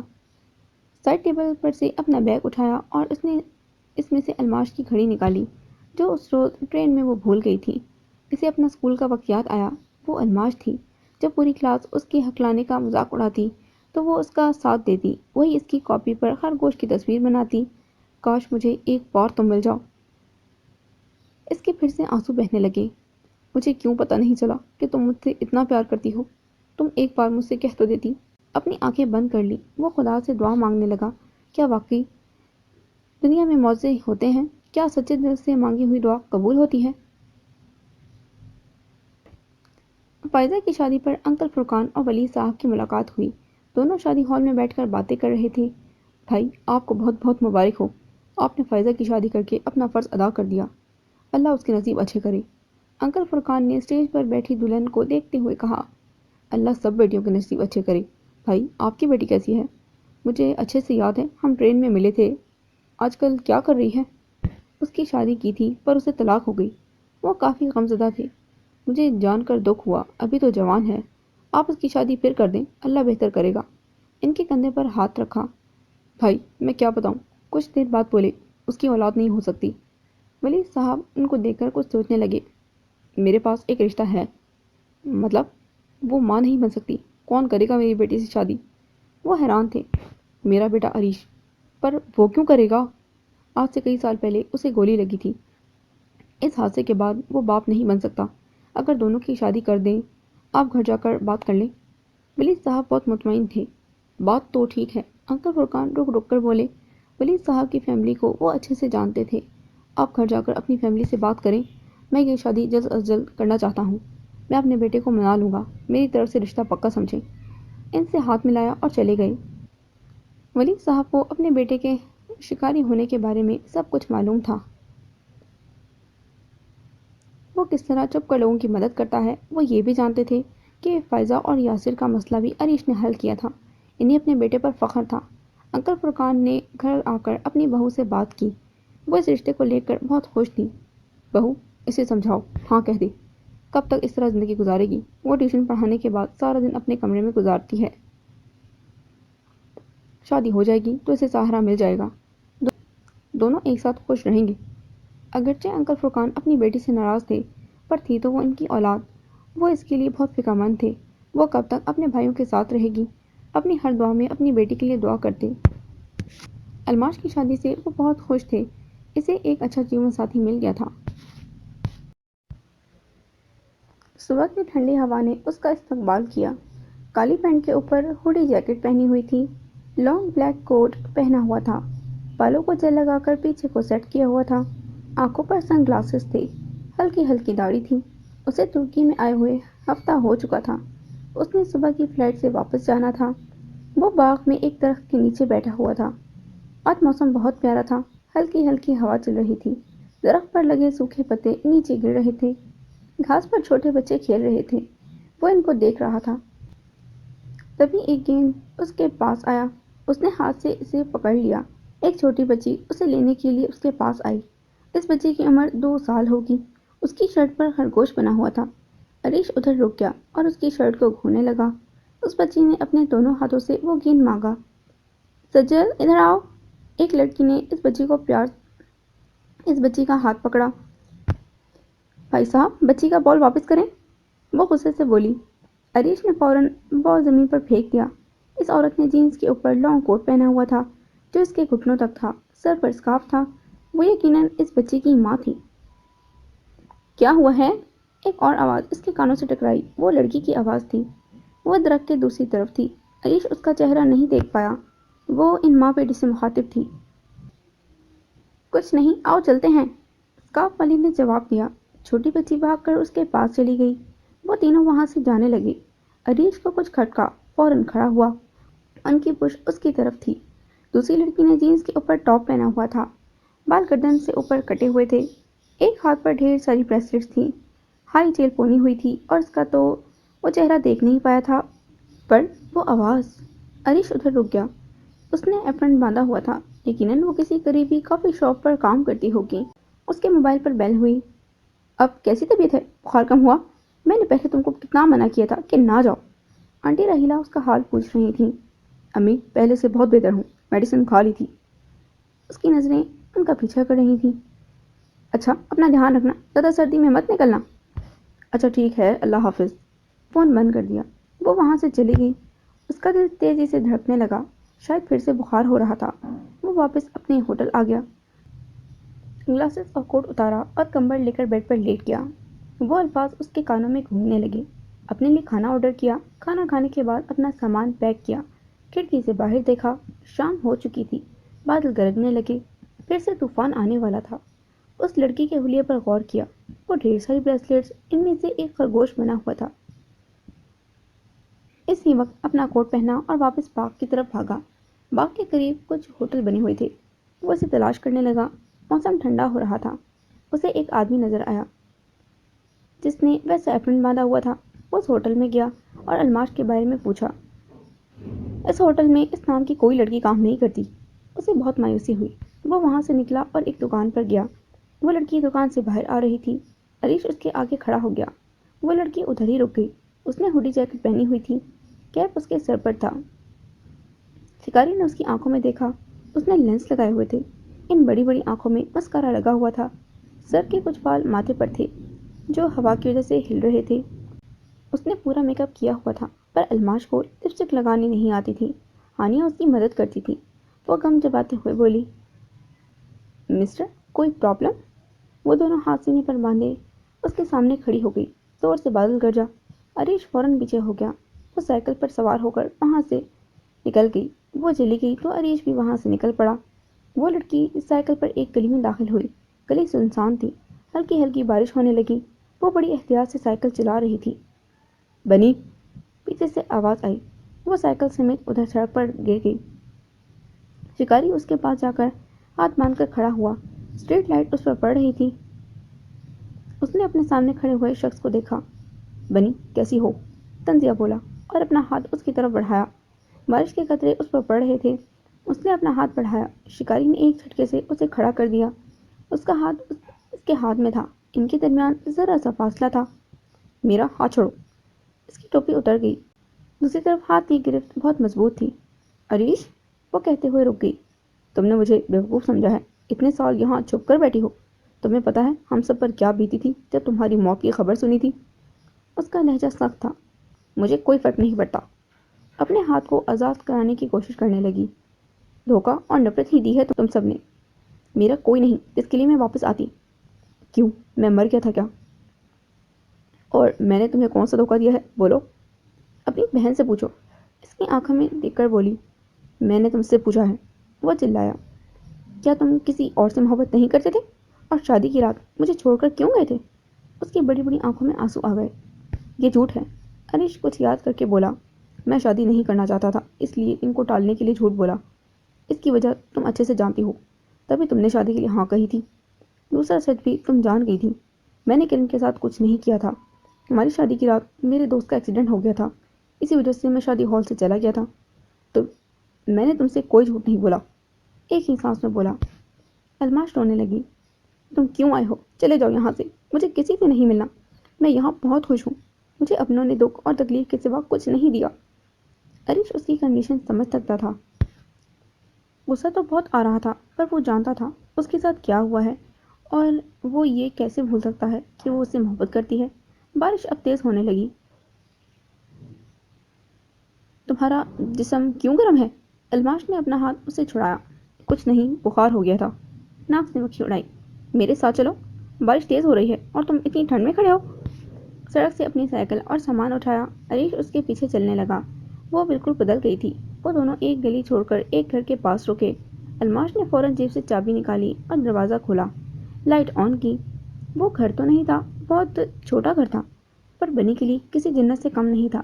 اندر داخل ہو تو سامنے ایک کچن تھا جہاں ایک چھوٹا سا مائکرو ویو تھا۔ پاس ایک چھوٹے سائز کا فریج اور چولہا موجود تھا۔ اس کے ساتھ ہی بیڈ روم تھا۔ پاس ایک چھوٹے سائز کی فریج اور چولہا موجود تھا۔ اس کے ساتھ ہی بیڈ روم تھا۔ بیڈ شیٹ پر خرگوش بنا ہوا تھا۔ پاس ایک الماری اور ٹی وی تھا۔ اس نے اپنی ہوڈی اتار کر ہوک پر ڈالی اور سامان کو کچن میں رکھا۔ تم فریش ہو جاؤ، پھر کھانا کھا لینا۔ چولہا چلایا اور فریج سے کباب کا پیکٹ نکالا۔ اس ننھے گھر میں واش روم بھی ہے۔ چھت پر ہاتھ لگا کر بولا، میرے لیے کسی محل سے کم نہیں ہے۔ تم کس ہوٹل میں رکے ہو؟ کباب کی خوشبو پورے گھر میں پھیل گئی۔ میں ہوٹل جا رہا ہوں۔ وہ جانے لگا تو الماش فوراً بولی، تمہیں بخار ہے، اور اگر جانا ہی تھا تو آئے کیوں تھے؟ यार मेरे कपड़े सारे गीले हैं और अगर इनमें रहा तो बुखार और बढ़ जाएगा। वैसे मैं इतना कमज़ोर भी नहीं हूँ। अभी आता हूँ, होटल पास ही है। वो चला गया। बनी ने बंद दरवाजे की तरफ देखा। अगर वो ना आया तो? न जाने क्यों वो इतनी जल्दी उदास हो गई। अपने कपड़े तब्दील किए। पिंक ट्राउज़र के ऊपर खरगोश के कार्टून वाली शर्ट पहनी हुई थी। बाल खुले छोड़ दिए। खिड़की से बाहर देखा। ठंडी हवाओं के साथ तेज बारिश होने लगी। मुझे इसे अकेले नहीं जाने देना चाहिए था, उसे पहले ही बुखार था। वो बुड़बुड़ाई। किचन में आई। उसके लिए माइक्रोवेव में केक और बिस्किट बनाए जो इसने नेट से सीखे थे। खाना तैयार करके अरीश का इंतज़ार करने लगी। उसे ज़्यादा इंतज़ार नहीं करना पड़ा था। वो अपना सामान लेकर आ गया। वॉशरूम गया, कपड़े बदल कर आया। चीते वाला नाइट सूट पहना हुआ था। अलमाश ने इसे तौलिया दिया। दोनों खाना खाने बैठ गए।